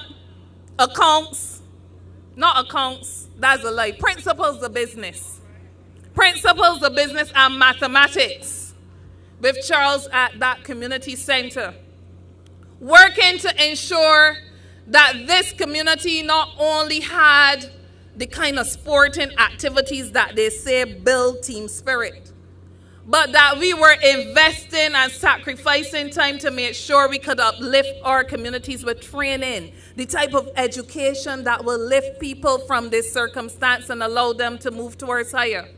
That is the kind of leadership that Charles Griffith was offering even before coming into politics. And I speak in this vein because as one who has come into politics similarly to lift people up, to ensure that young people can aspire, to ensure that young people can have opportunities to be more and to do more. I am proud because Charles's representation and his life, his commitment, his work attests for itself, and it embodies all of that, uplifting people. And so tonight I want to speak about a new deal for our people. Not only a new deal for you, the constituency of St. John, but a new deal for our people generally. A new deal for workers. A new deal that will see opportunities being created for our young people, but not only our young people, but older ones as well. I don't know if you've had a chance to follow what has been outlined in our manifesto, but beyond what you see in the manifesto, a new deal speaks of creating opportunity. You've heard outlined even in construction as we anticipate a construction boom. It could be so simple to determine that you can give people a job just for giving people a job's sake. But this government has committed that not just a job, not settling into any job is good enough for our people, but that our people should have the opportunity to reach for the stars. And so in the manifesto, what is outlined is an 8 to 12 week program. That even as we anticipate construction, people can aspire towards skills. You can be an electrician. You can be a steel bender. You can be a mason. You do not have to settle for anything less than what the best is going to give to you. And when we speak about a new deal, I remind you of just a year ago when so many of you, because you were in informal work meaning that you were in a work situation where they refused to take out NIS, where they refused to take out income tax, so that in a COVID environment, so many people found themselves on the margins without work and wondering what to do.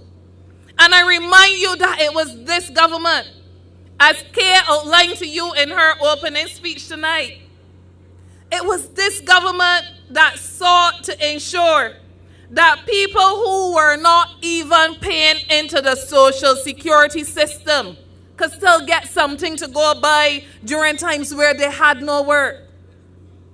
A new deal for workers must ensure that social security is a thing that is brought to all. And even although it's not explicitly expressed in our manifesto, you have to be assured, not only as a constituency in St. John, but you have to be assured as working people in this country that the reason why the Barbados Workers Union has come into this is to ensure that that doesn't have to be a gift to you, but to ensure that social security is something that is yours by right. So it means that as we look at transforming our economy, as we look at introducing more jobs into the system, that these have to be decent jobs that bring social security as a matter of right to the people. It's called decent work. Decent work is work that pays you well for the job you do. Decent work is work that brings to you rights.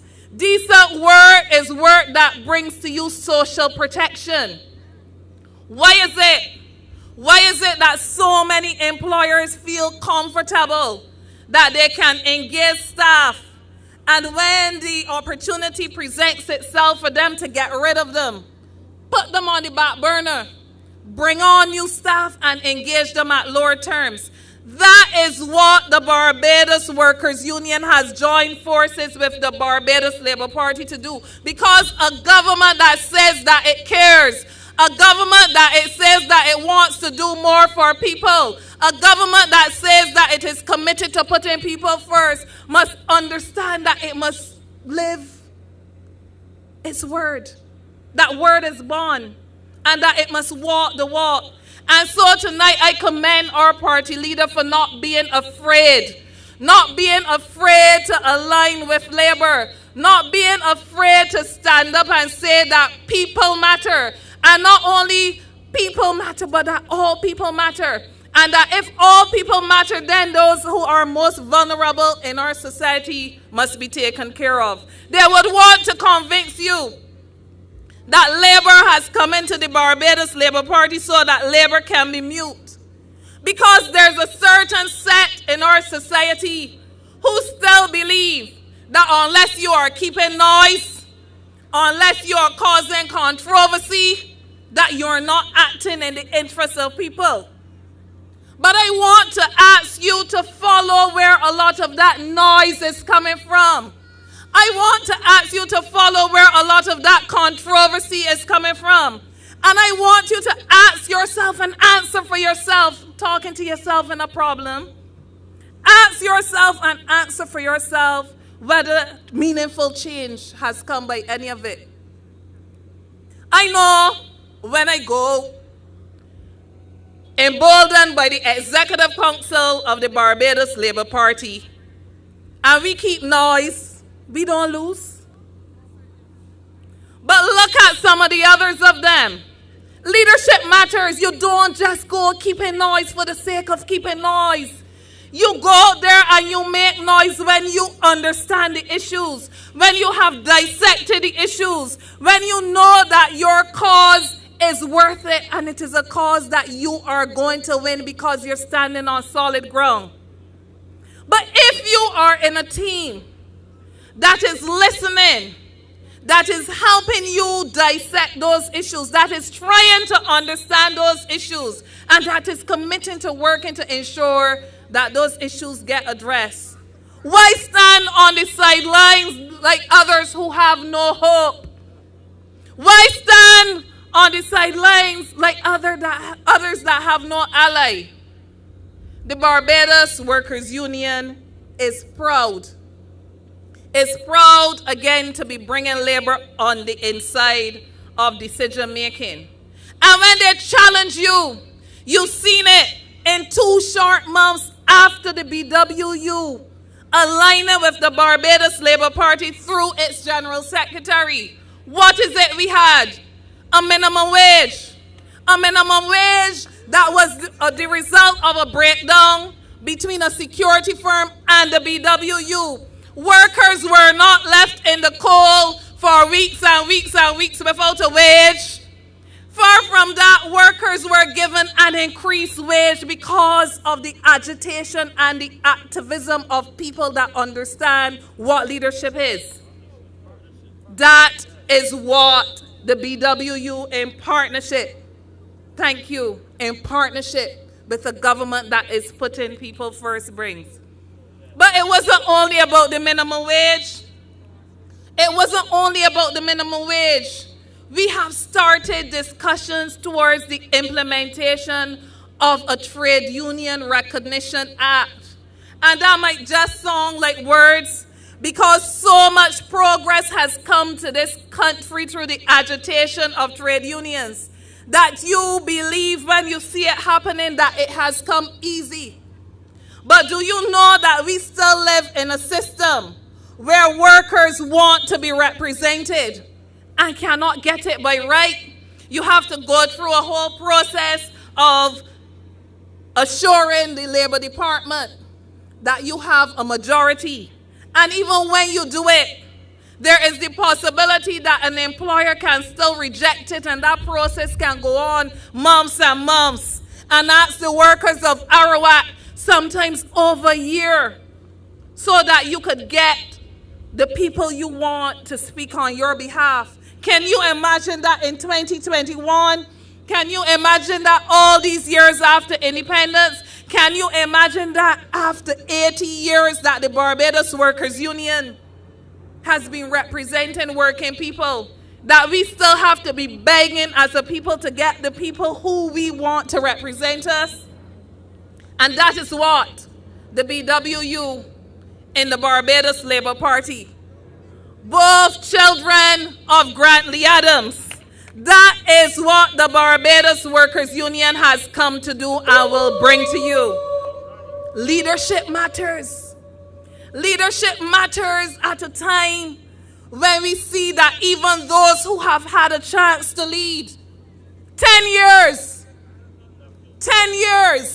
nothing to show for it, but will come to you and try to convince you that there were glory years. That's the first sign of a leadership that is not connected to its people. Because even when people can look at it and see that 1 and 1 is 2, that leadership is trying to convince it that the answer can be 2, it got to be something else. A leadership that fails its people is a leadership that will push a particular rhetoric just for its own aim, because it is not interested in you. It is not interested in how you have hurt. It is not interested in how you have progressed. It is only interested in getting back there so that it could get more for itself and less for you.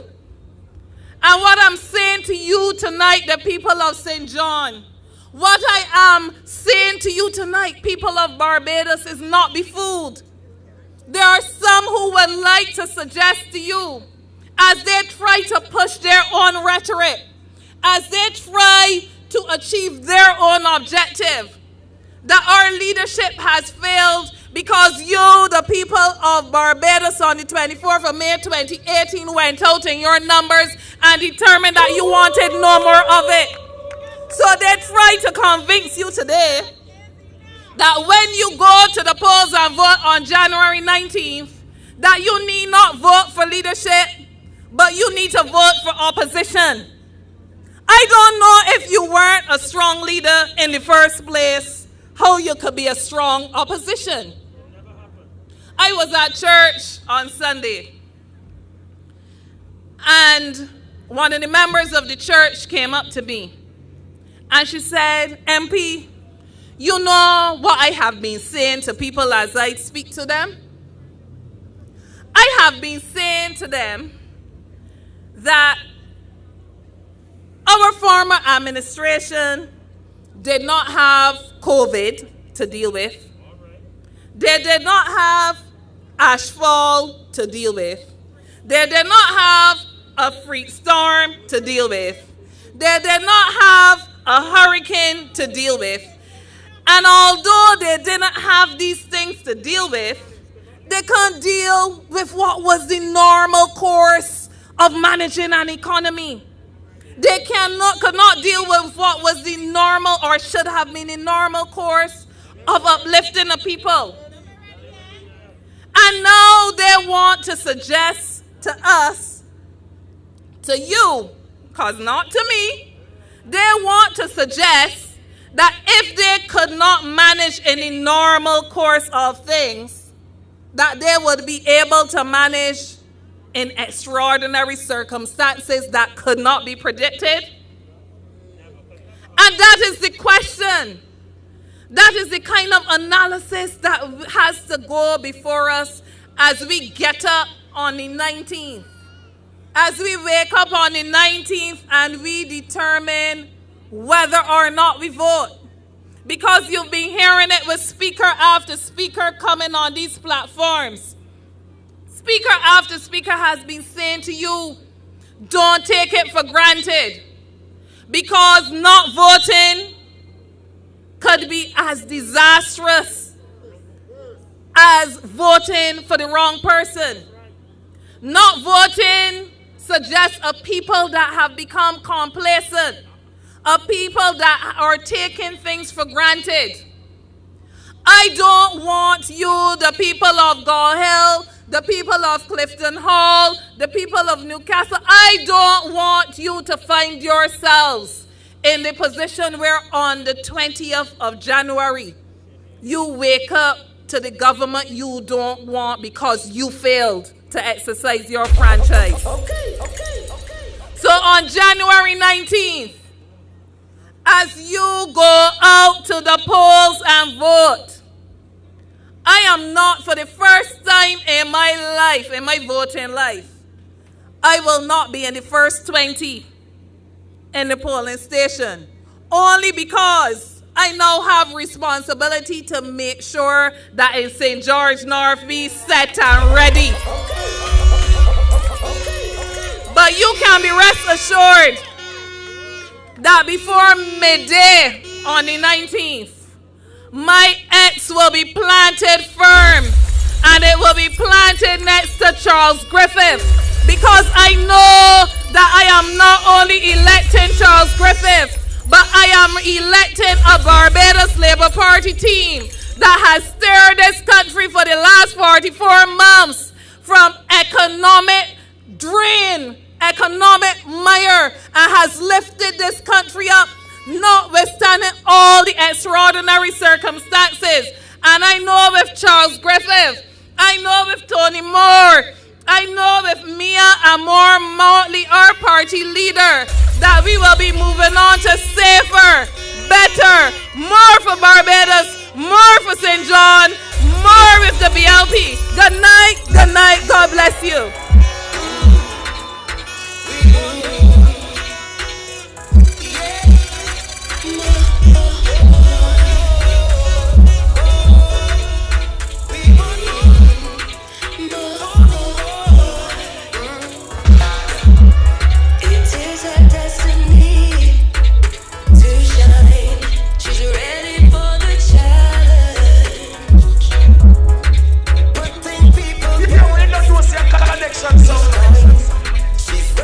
That's right.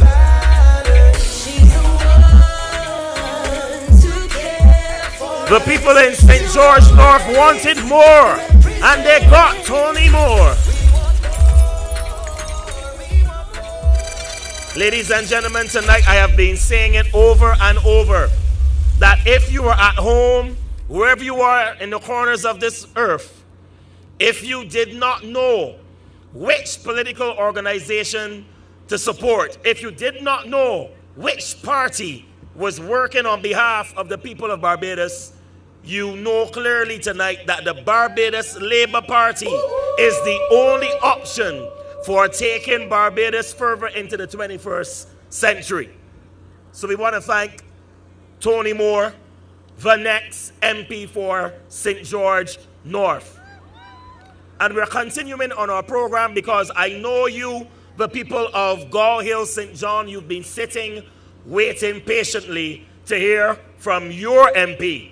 But before he comes, we have a young man that is acquainted with service locally, regionally, and internationally. I met Chad Blackman more than 20 years ago, and this young man knows how to represent people, how to articulate policy, and he is our permanent ambassador to Switzerland. Ladies and gentlemen, let's give a warm welcome to Mr. Chad Blackman. Who the people want? Tell them. Who Barbados need? Tell them. Who will work for we? Tell them. Tell them. Barbados Labour Party. Who the people want? Tell them. Who Barbados need? Tell them. Who will work for we? Tell them. Barbados Labour Party. We not going back no more. We face all the odds before. We no going back. It's wasting time. Experience needed now. People, let us show you how the journey now start. Trust we will climb. What we want, what we need, what we have. Good evening, Gall Hill. Good evening, Gall Hill. It is very good to be here once again on the Team Barbados Labour Party 2022 re-election campaign.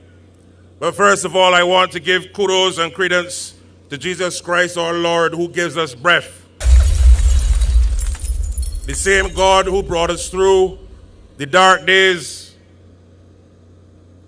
and led us in 2018 to where we are now, where we come to you again asking for your support and for your vote.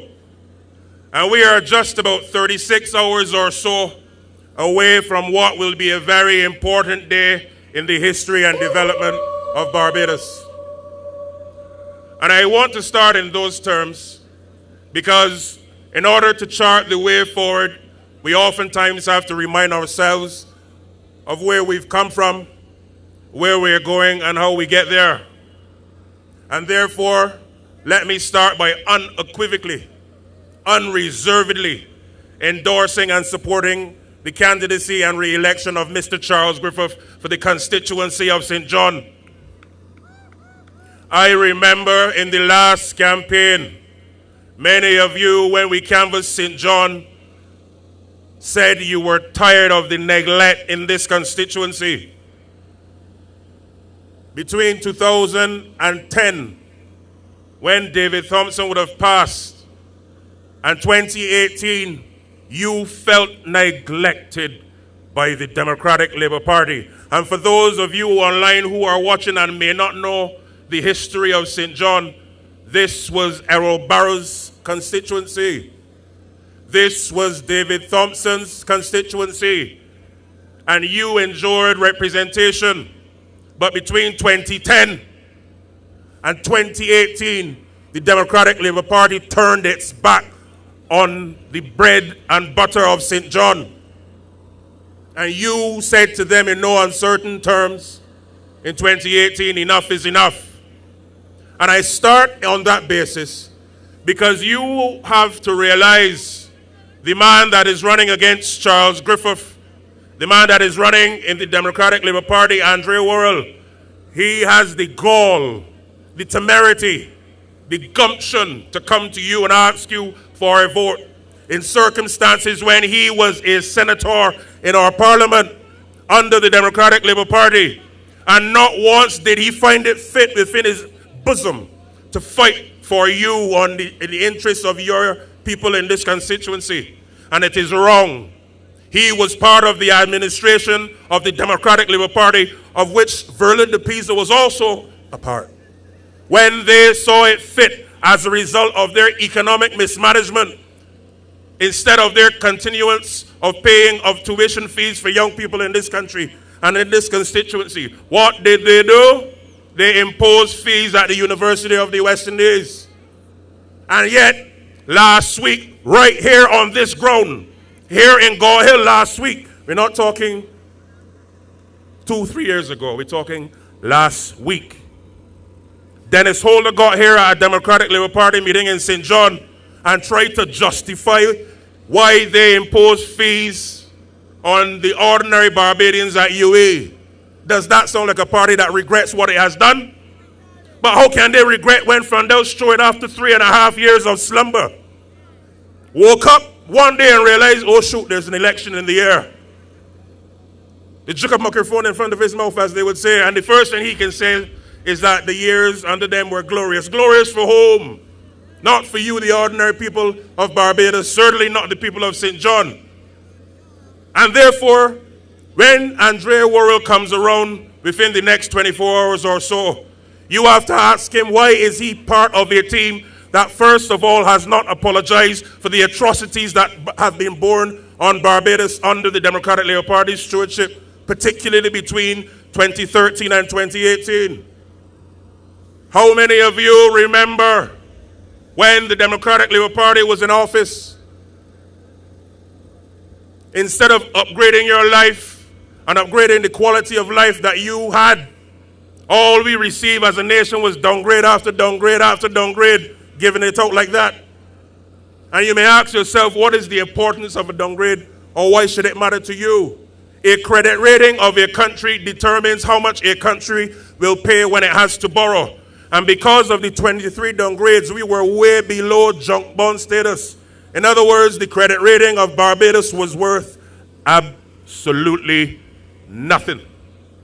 And therefore, when we had to borrow, we had to pay the highest interest rates you can imagine.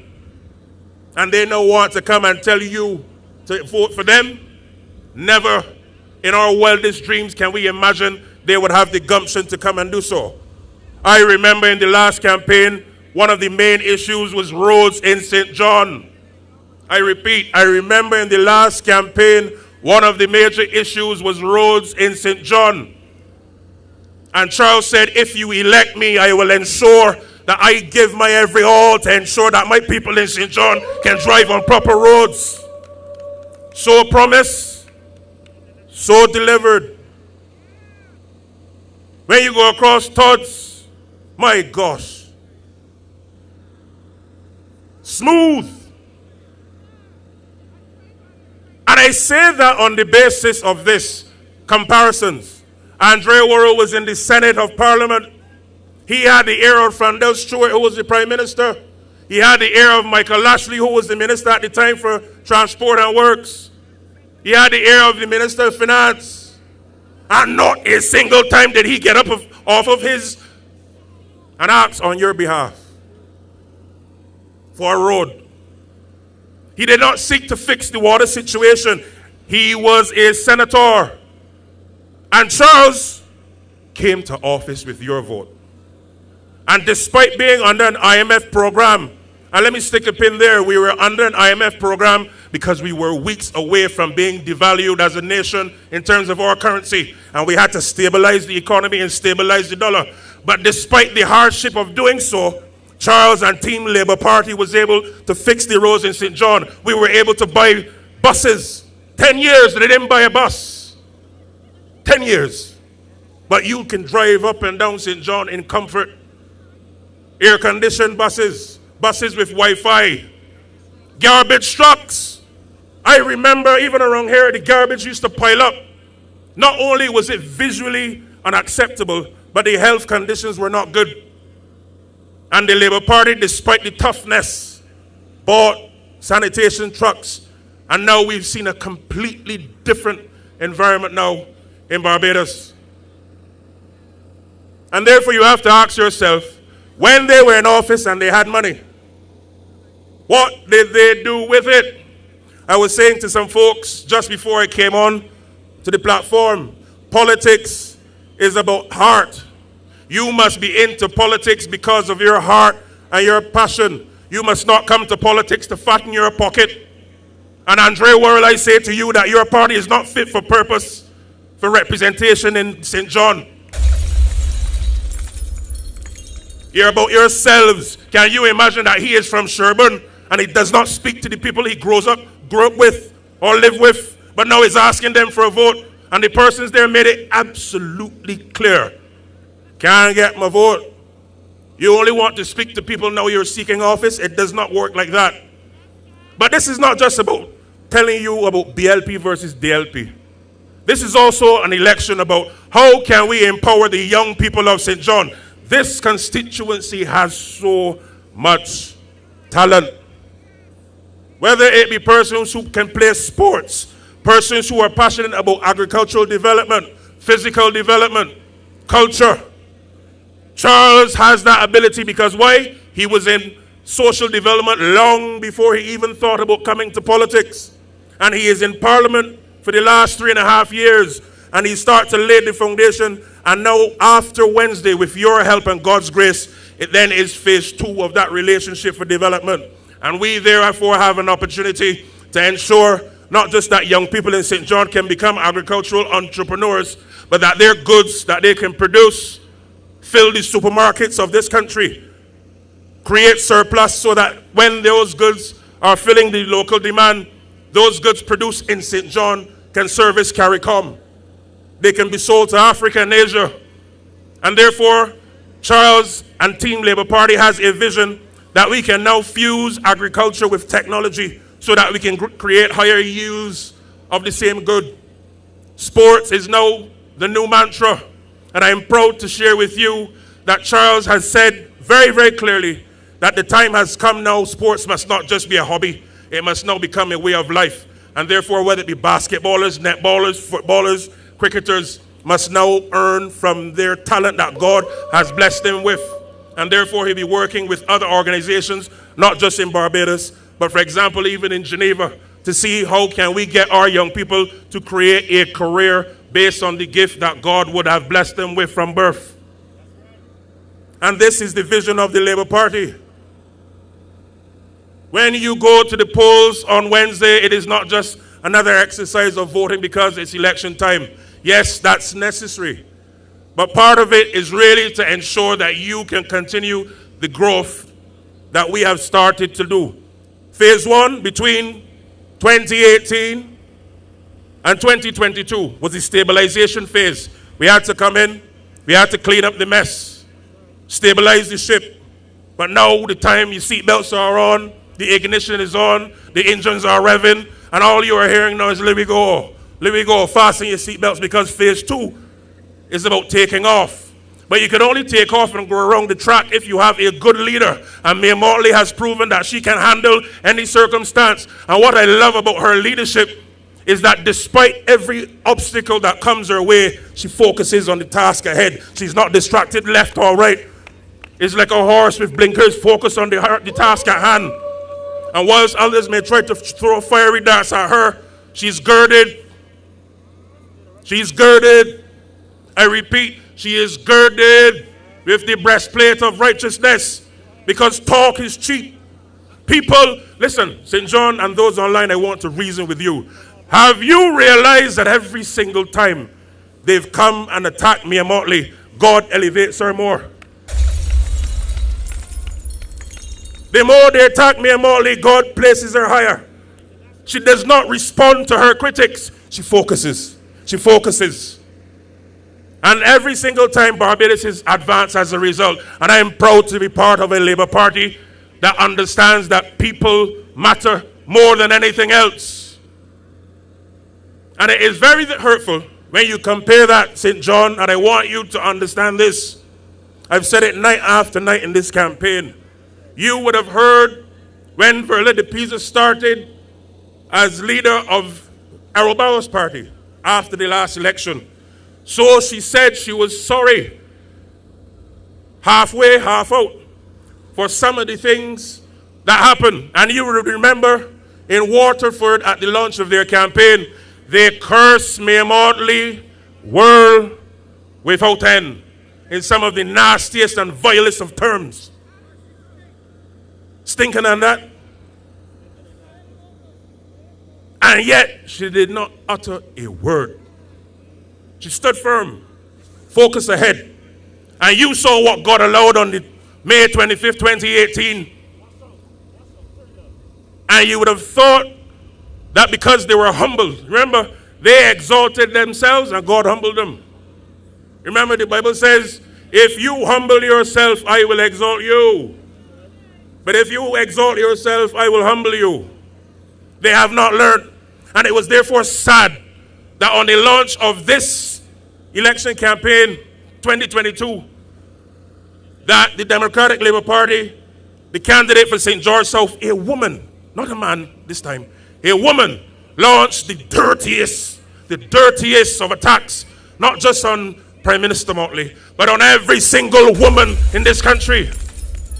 And either because women, either by choice, don't want to have a child, or those who, due to no fault of their own, cannot have, she hurt them.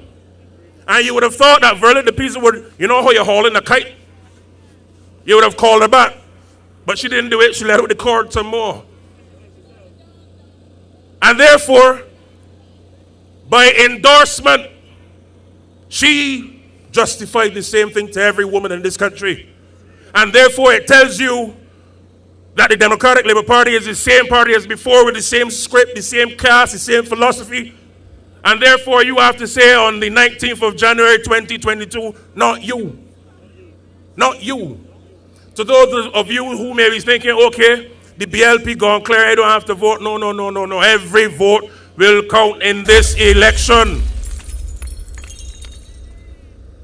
Get up on Wednesday morning. We're not too far, as you say, we're in the last lap. Get up on Wednesday morning early. Make sure you go and you place your X squarely in the box next to Charles Griffith. And once you do that, as I've said night after night, ensure that you go home and ask your friends and your family, did you vote yet? If they say yes, perfect. If they say no, not yet, tell them come. And do that between 6 in the morning and 6 in the evening, so that on the night of election at Lodge School, the returning officer would declare Charles the duly elected representative of the constituency of St. John once again. And all across Barbados, the Labour Party, with your help and God's guidance, will be returned as the government of this great nation.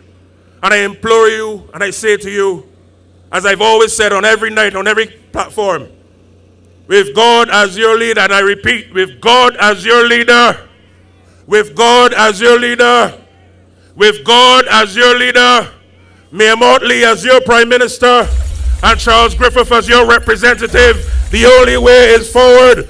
St. John, forward ever, backward never. Ladies and gentlemen, good night. God bless you.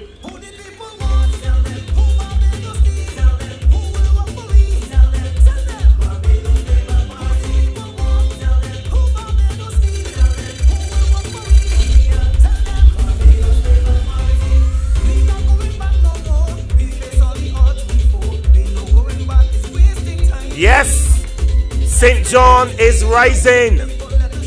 St. John is rising, forward ever, backward never. And ladies and gentlemen, tonight I thank you for your patience. This is the moment that you have been waiting for. We want to thank you, all the residents in Gall Hill, St. John. We want to thank those of you who've been tuning in online. Thank you for your patience, because at this moment, I present to you the next MP for St. John, Mr. Charles Griffith. Charles.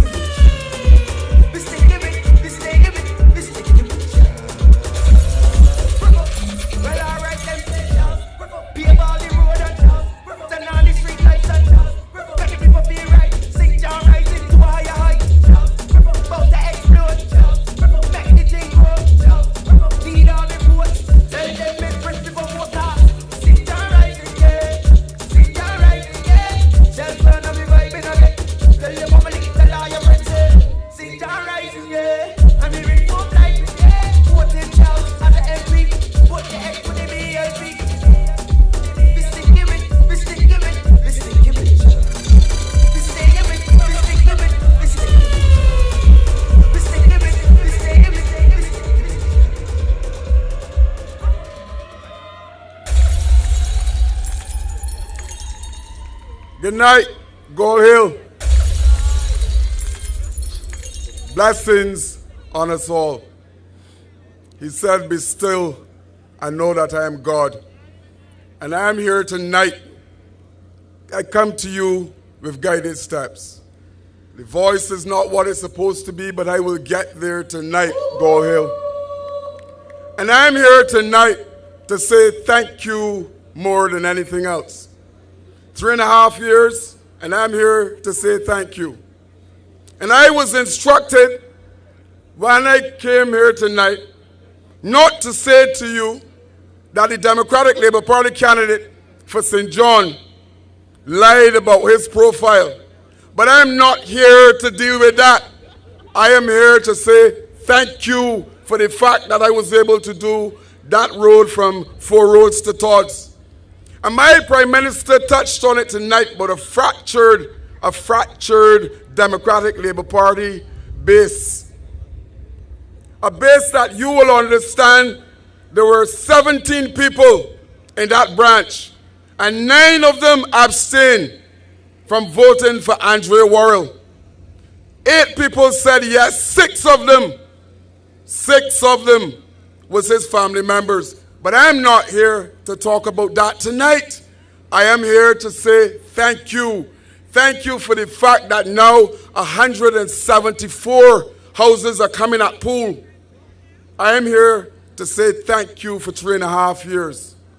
And I'm not here tonight to tell the women that are listening to me in the constituency of St. John that they launch a blistering attack on people, on the females in St. Lucie, for those of you who are childless. But that is not what I came to talk about tonight. I came to say thank you on behalf of those persons in Welch who now have an opportunity to purchase their land. Understand what I'm saying, St. John. And I'm not here tonight in any way to say to you that for 10 years, the man who now seeking your vote, the man from the Democratic Labour Party, was part of a cabinet that took away university education from all of my young people in St. John, is not what I come to talk to you about. I am here to say thank you for those pit toilets that were removed on the landscape in St. John. I am saying thank you for 3.5 years of staying with me, of having the faith to believe that I can do things. And I am not at all in the process, or I don't want to say to you that the man who coming to you as the Democratic Labour Party candidate for St. John for 10 years said nothing about the water situation that we had. Nothing. But I'm not here to say or to talk about that tonight. I am here to say thank you to my Prime Minister for putting me in a position to rectify the problem that we were having in water in the constituency of St. John. That is what I'm here for tonight, to say thank you for 3.5 years of a journey that I believe was necessary to move St. John forward. Because I still live in the constituency, as you would have heard from my neighbor Tony. I still live here. And I still feel the pain. And I want to say to you, I did not come here tonight to talk about the problems that we had with the buses on the Sergeant Street and Martins Bay route. But I am saying thank you, because those of you who realize that tonight we have a new service, a service going from Gall Hill to 6 Roads.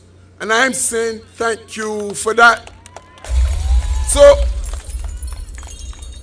at some point in time, I went to Ronald Toppin's branch, and Ronald said, you know, in his exit speech, it is well with my soul. And I'm saying tonight in St. John that it is also well with my soul.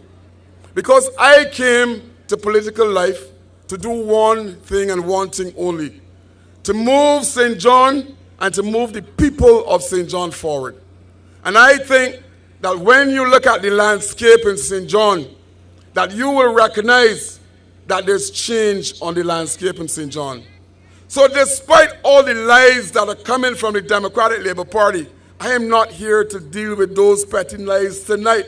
I am here to say thank you for the fact that persons who are living in Rosegate can now traverse that community unhindered, because a bridge that was broken for more than 10 years is no longer broken. It is fixed. So I am here tonight to say thank you.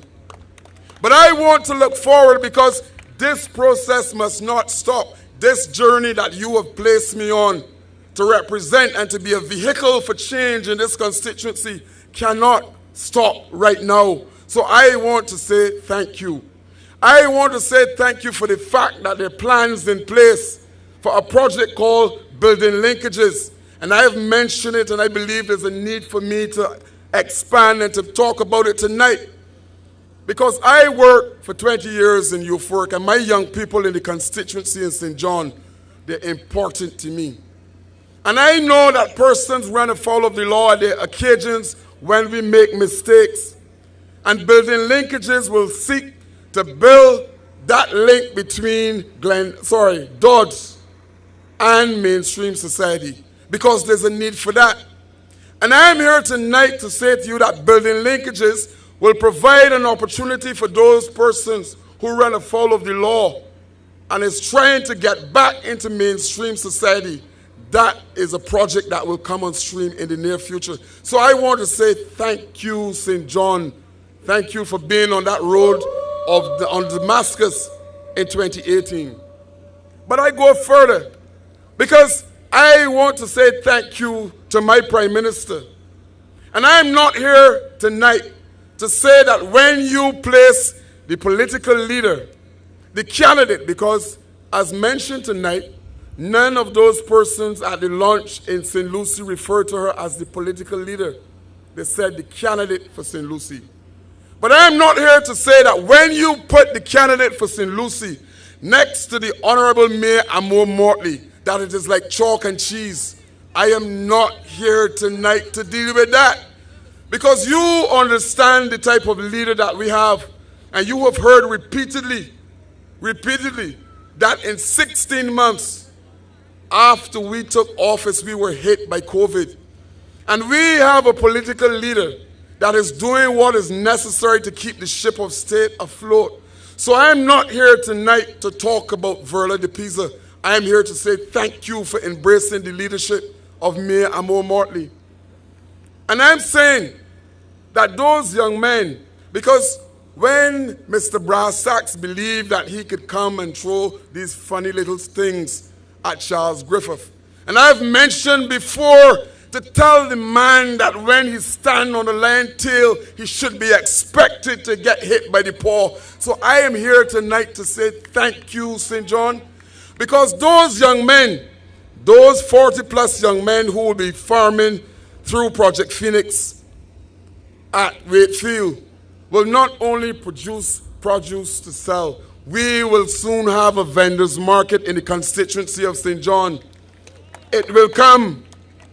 And I want to say thank you to my government that is allowing me to repurpose this particular polyclinic. And at Sherburne, I would have shown the architect's drawing where 12 stores will be in this place, because it was a promise that I made in the last election.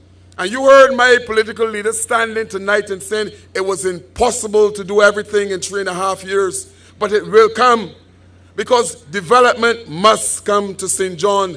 And the mantra that I'm constantly talking about, the mantra that is on the lips of every single person now in St. John is rising. And you know St. John is rising. And I give thanks tonight for that. So I'm saying, rest assured that this journey that was started in 2018, this journey, and I'm asking everyone in earshot of my voice to go on the 19th and vote for Charles Griffith. Why? Because Mr. Brass Sacks asked persons from the constituency of St. John to vote with sense. To vote with sense. And I'm saying I am not here to talk about that tonight. I am here to tell you that there should be only one choice. Because as all of you know, elections are about change and elections are about staying the course. What are you changing to tonight in St. John? But I'm not here to deal with the change. I'm here to say thank you for staying the course. And that is what this is all about. I believe that the young people in the constituency of St. John need to move to another level. So I am not here tonight to talk about 10 years of neglect for the young people, not only in the constituency of St. John, but by extension, Barbados. And I'm saying to you, do not forget that for 10 years, the man who's seeking to be the candidate for St. John sit in government and all of the hardships that we face in this constituency, whether it be water, whether it be buses, whether it be garbage, the man who is seeking to be your rep was a part of government in this country for 10 years, but I am not here tonight to talk about that. I am here to speak about the fact that my political leader, my proactive visionary leader, took what we had under an IMF program, and you and I are still standing in the constituency of St. John, and we're only standing because of proactive leadership. We're only standing because we have a visionary leader who is unmatched, and I've mentioned it before, unmatched in this country and unmatched in the Caribbean. So that is why I am here tonight saying thank you, St. John, because you allow a man who came from a mother who fathered me, in a similar vein to all of you in St. John, from this constituency, to be that vehicle to move us forward. So tonight, that is what I'm saying thank you for. So, you reject what is coming from the Democratic Labour Party. We're not going back, St. John. We're not resorting to what happened 10 years prior to 2018. And in the same way that you lift me up then in 2018, I said tonight I'm walking by guided steps. And if I'm walking by guided steps, then I know that my steps and those projects that I push forward for the constituency of St. John will happen.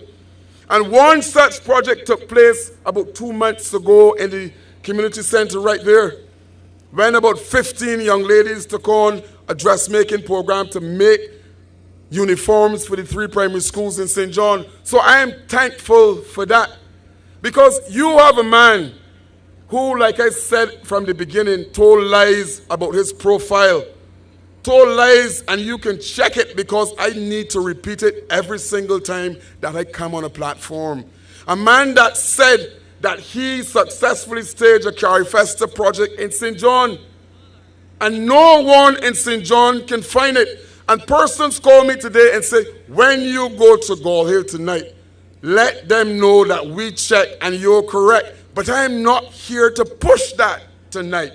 I am here to say to you that my path here, my journey in terms of youth work in this constituency, the fact that 20-something pit toilets were removed from this landscape as a result of me being at the National Housing Corporation.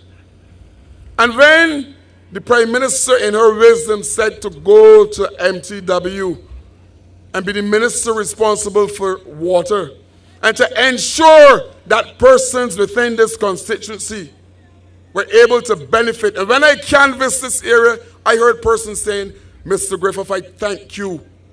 I thank you for bringing water to us again in this constituency. So I am thankful to that. I am thankful for a government and a Prime Minister that put me in a place where I can tangibly help persons within the constituency of St. John. And I assure you that in a similar vein to what happened at Welch, discussions are currently underway with the trust at Codrington to ensure that those persons at Codrington become landowners as well. And as I speak tonight, I can assure you that land surveyors are on the ground in Codrington College, at college land, surveying lots to make sure that persons can purchase under the Tenantries Freehold Purchase Act. So why should I not come to Gall Hill tonight and be grateful and to show gratitude to those persons who put me here in 2018? But the journey must go on. It must happen. And all of the sporting program that came to an end in the constituency of St. John, and a man who was part of government said nothing. There was no voice for the people of St. John from this man. And I must continue to emphasize that you had a man who said nothing for 10 years, not about a single issue in the constituency of St. John. And we got hit by Elsa. We got hit by Elsa, and persons in Sherburne had damages in his community. And not a visit from this particular individual. But I'm not here to outline that tonight. I am here to say to you that I visited every single house that was damaged in this constituency. And tonight, 95% of those homes have been repaired. And that is why I'm here tonight to say thank you for being placed in a vehicle and a position to be the vehicle to do these things in the constituency of St. John. So I am not bothered because I believe that persons in the constituency are seeing what is going on. And I'm not worried by the lies that are emanating from that particular campaign because they cannot stop this train. We are moving, as I said before, we're moving to Zion, and they cannot stop the red train. So let them talk, because at the end of the day, St. John will continue to rise, because you put me here for that single purpose, to serve. And I've mentioned before, and I will say it again, that the Democratic Labour Party candidate is coming in a race to win. He's coming to win St. John. But Charles Griffith is here to serve. And hence, that is the difference. That is the chasm between the two of us. A man who do not interact with any single one. But now he would want you to believe that he is the savior for St. John. And I say to you tonight in Gall Hill, and for those of you who are watching online, to reject that, because that is not the way forward. You need to know that when you get up on the 20th, that you are in the hands of a government who have your back every single day. You need to understand that a government that was hit by COVID and can pivot to the extent where all of the necessary things are put in place, the care packages, those devices for persons at the schools. You must understand that if a government can do that for you and help you to stand, then that is the government that you need to support. And you do that in St. John through my candidacy. You do that by voting for Charles Griffith on the 19th of January. I'm looking ahead at the bank holidays. Sorry, my bad. But I am thankful. I am thankful. Believe me, St. John, I am thankful. And when I came in 2018, and I said to you that I was about to do things in St. John that was not done before, persons did not believe it. Now the evidence is clear. The evidence is clear, and I'm saying thank you. Look, I coached basketball at this location for more than 20 years, and I brought a championship to St. John while coaching here because I know sports is important. And going forward, I have two individuals who were on the cusp of starting a track club right here at Gall Hill. But our journey was stymied. Our journey was stalled before COVID hit or after COVID. But I understand that that particular club will come. And I saw a note from a man who I will not refer to tonight because I didn't come here to do that. I came to say thank you. About the fact that I refer to Sonic's football team. But there's a need to have sports active in Gall Hill again. And plans are in train to do that. Because I have constituted a St. John Development Council. A council that will have oversight for all sporting programs in the constituency of St. John. Because those of you who are involved in sports know that you don't want to be an administrator, you just want to play the game. So, a St. John Development Council was put in place with the specific task of being the umbrella body for all sporting programs in St. John, in St. John. So I am saying thank you. And as I close, because I see Ambassador here tonight to close up this meeting, I am saying to you, St. John, to stay the course. Understand what is there. The evidence is there. And you can go and fact check the things that I say about the Democratic Labour Party candidate. But I didn't come here tonight to talk about that. I came here tonight to say thank you for 3.5 years.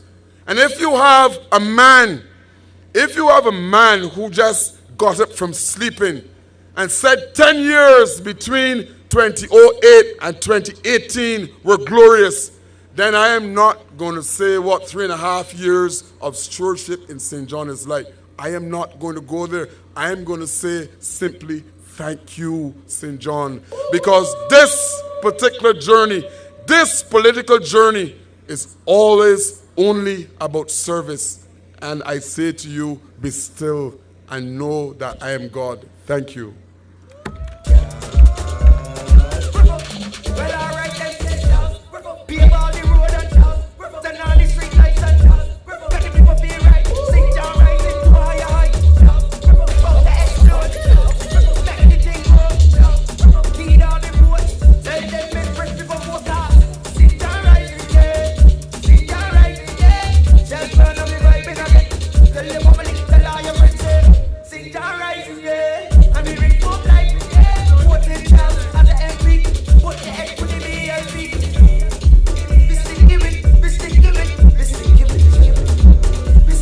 Yes, ladies and gentlemen, we are sticking with Charles Griffith.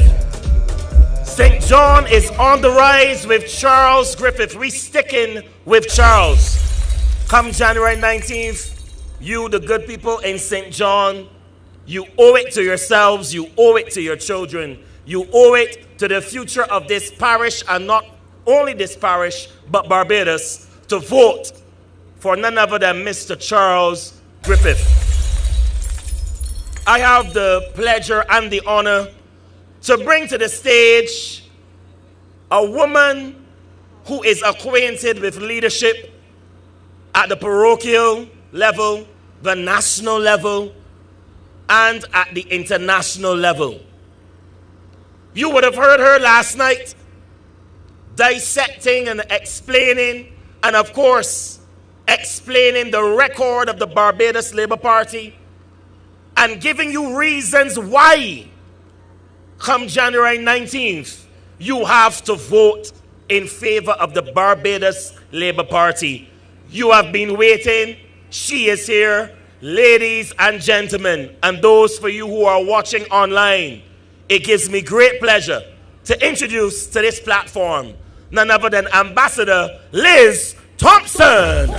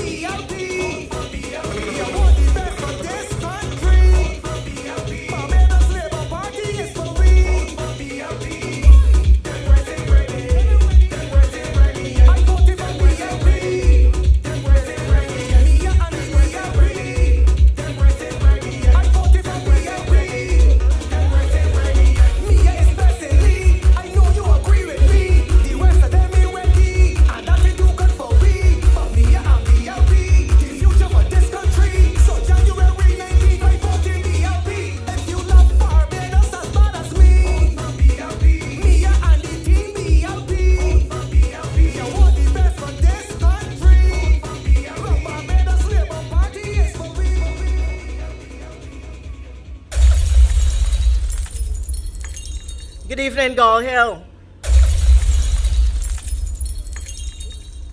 I like that. Do that again.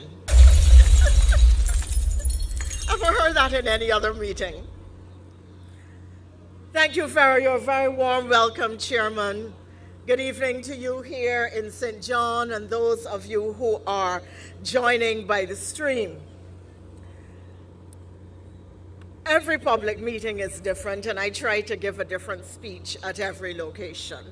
So those of you who have come tonight expecting an Eagle Hall type speech, go home. Because I have come to St. John to speak in a personal way with the people of St. John. And I'm going to speak for a very brief time because my message really is very simple. For those of us who have been long-standing supporters of the Barbados Labour Party, we have known what it was like to labor in the vineyard in vain. We have known what it was like to come into St. John election after election and walk away empty-handed, but still we came.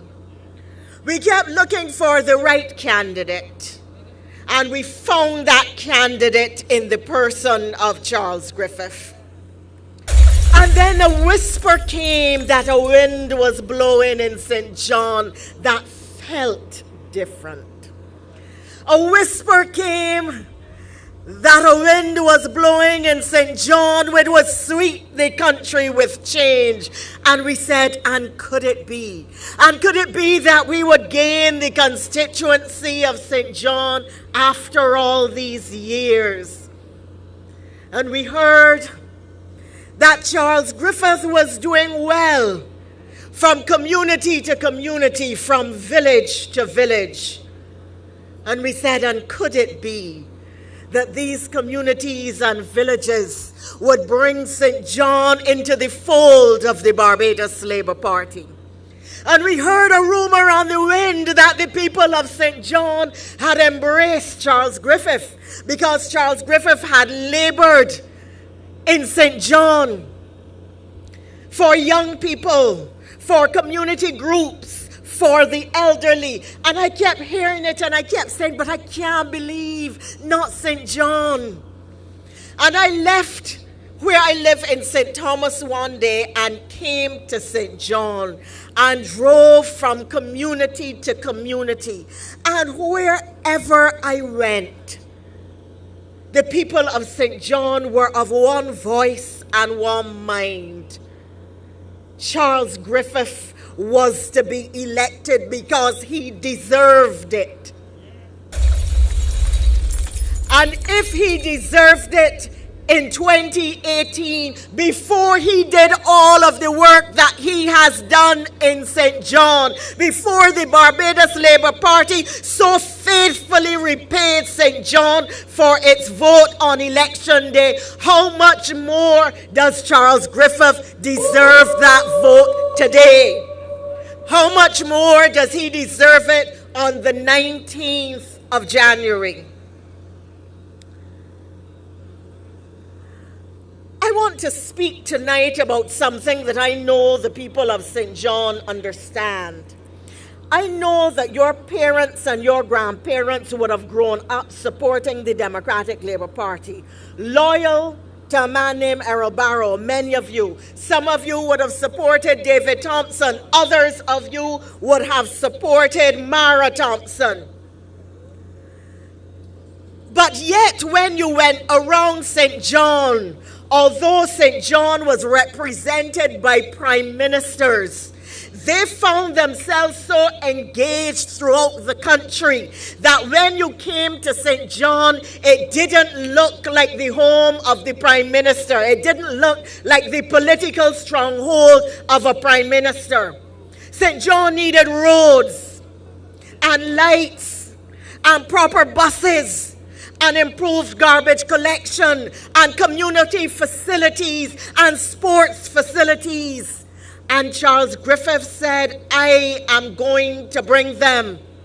And Prime Minister Motley has taken a personal interest in St. John, not only in this campaign, but since 2018 and before. Many of you have seen her personally. When you had water woes under the Blast administration, and we said it will take time, but we will deal with it, we have dealt with it. All of what you have asked for that could reasonably have been delivered in 3.5 years, given the fact that we had COVID, given the fact that the government had to spend $300 million to address the COVID challenge. Everything that was reasonably possible has been done in every constituency across Barbados, and in particular here in St. John, because we understand what it is like to show gratitude, to say thank you, St. John, for having the courage to come into the fold of the Barbados Labour Party. Thank you, St. John, for starting a wind of change across this island in 2018. Thank you, St. John, for being part of the historic 30-0 for the Barbados Labour Party. And I want to say to you tonight Now that you have seen the promised land, let us walk into it together. There are more benefits coming. More mini stadiums, better street lighting, improved community facilities,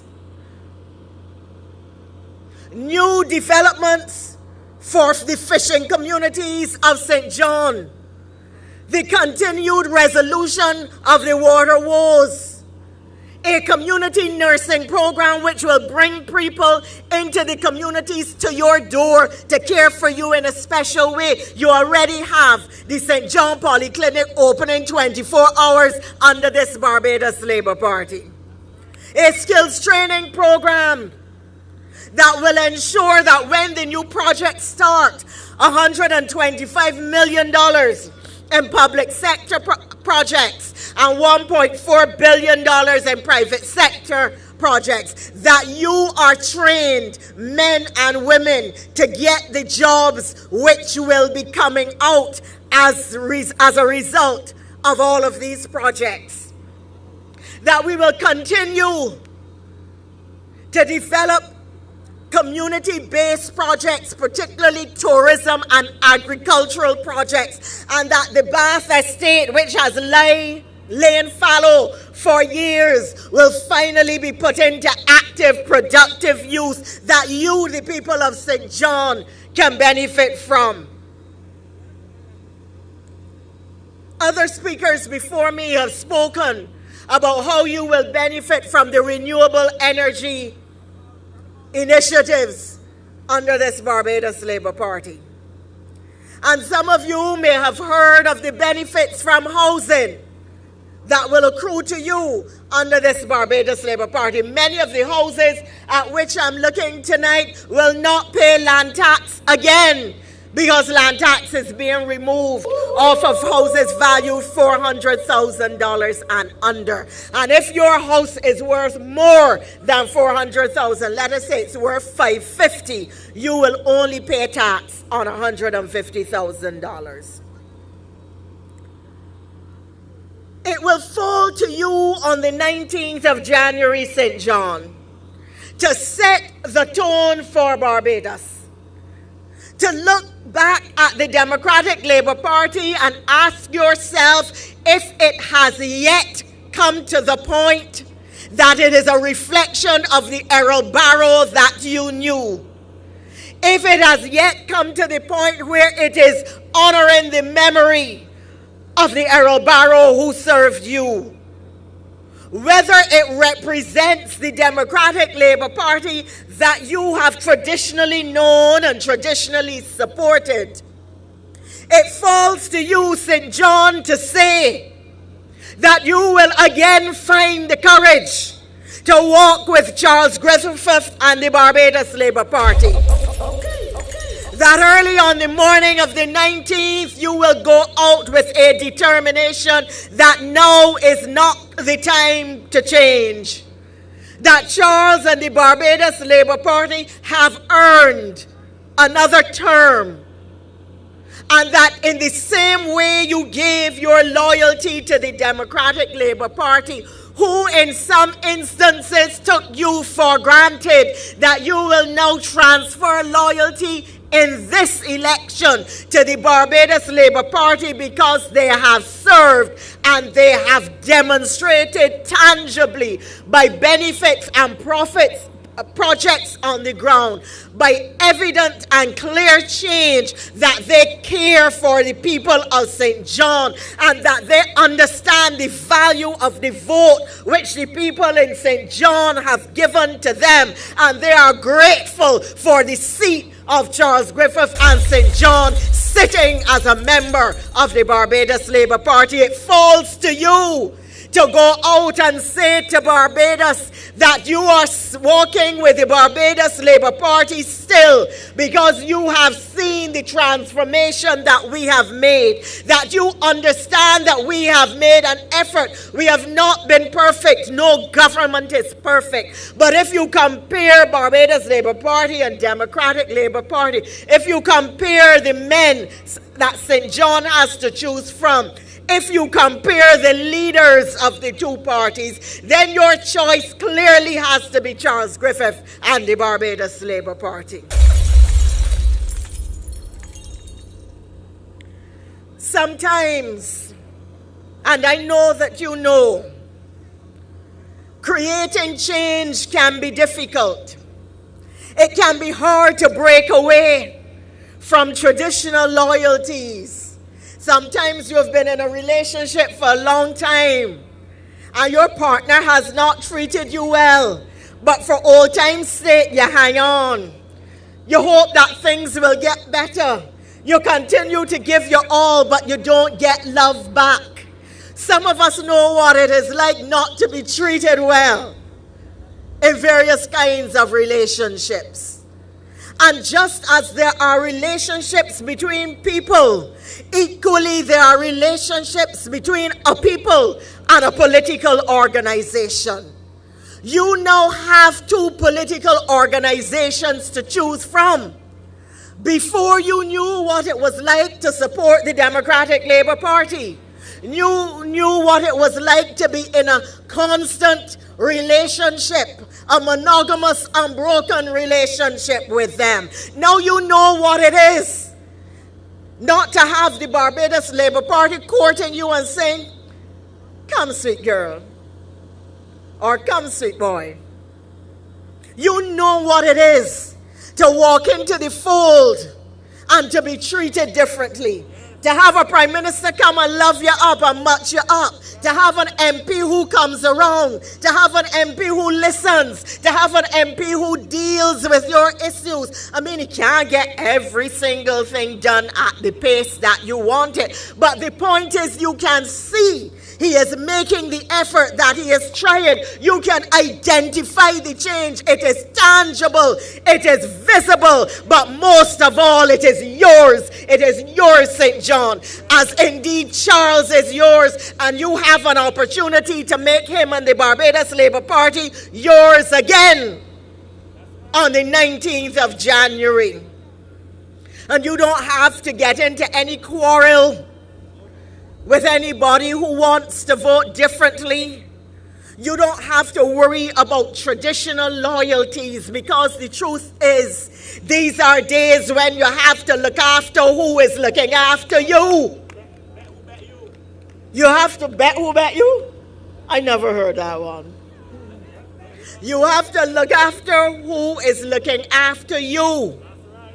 You have to care for and vote for who show that they care for you.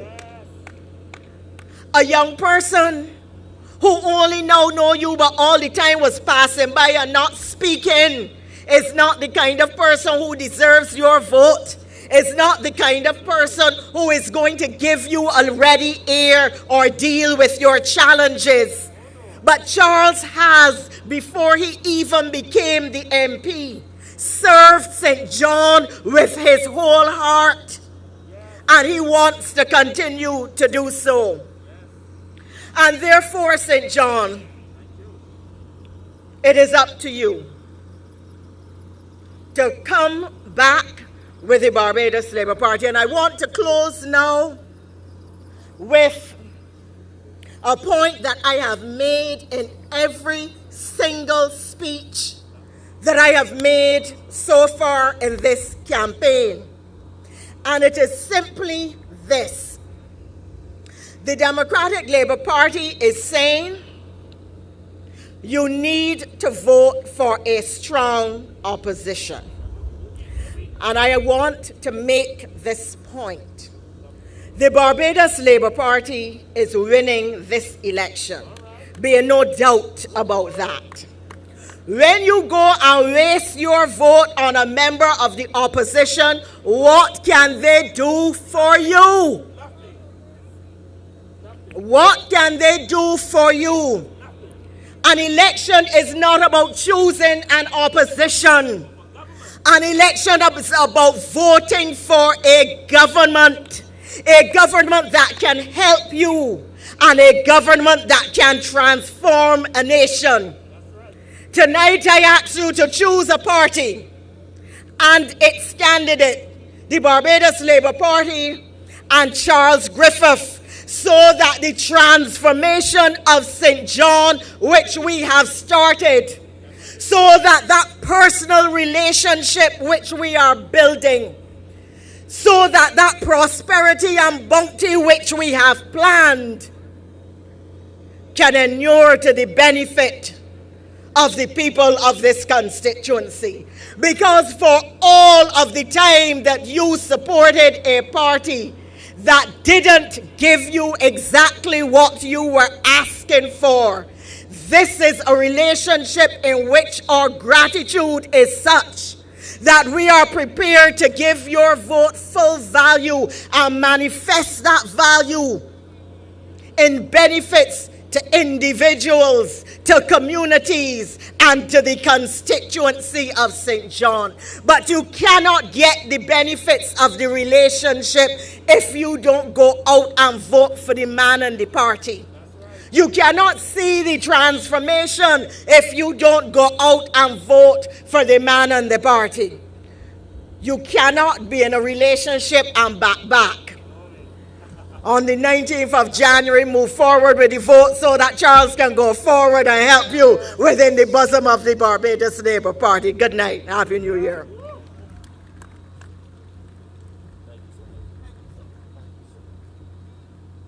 Don't stand for my play that you face. Get up there and give me AS. All you know BLP is the best. BLP. If you love Barbados as bad as me, me and the team BLP. You want the best for this country. Barbados Labour Party is for we. Ladies and gentlemen, you would have heard the case tonight for the Barbados Labour Party, but more importantly, you, the residents in Gall Hill, St. John, you would have heard the performance record of your MP, Mr. Charles Griffith. And come Wednesday, the 19th of January, we are looking forward to your support when you go to your polling station and vote for none other than Mr. Charles Griffith. I want to thank everyone for making this meeting possible. Every speaker that we had tonight that came forward and stepped on this platform handled themselves with dignity, as well as giving a knowledgeable account of the stewardship of the Barbados Labour Party. I want to thank especially those of you who have been watching us so faithfully and patiently online. Those of you in Canada, New York, London, Miami, even as far as Dubai, we thank you for watching. We thank you for observing that the Barbados Labour Party is the best and only choice for Barbados. January 19th, St. John is rising. Vote for Charles Griffith. Vote for progress. Forward ever, backward never. I am your host and your chairman tonight, Mr. Simon Aline. Thank you, ladies and gentlemen.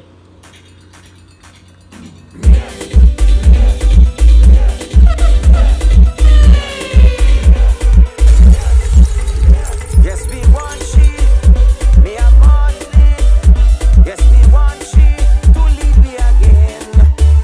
Yes, we want she, me a Marley. Yes, we want she, come sunshine or rain. So we voting again for she, we voting me a Marley. We voting again for she, and the BLP. We voting again for she, we voting me a Marley. We voting again for she, and the BLP.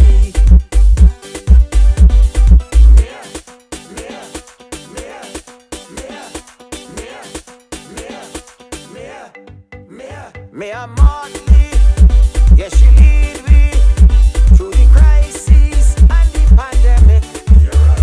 So we voting, we ain't changing our next victory for the BLP. So we voting again for she, we voting me a Marley. We voting again for she and the BLP. We voting again for she, we voting me a Marley. We voting again for she and the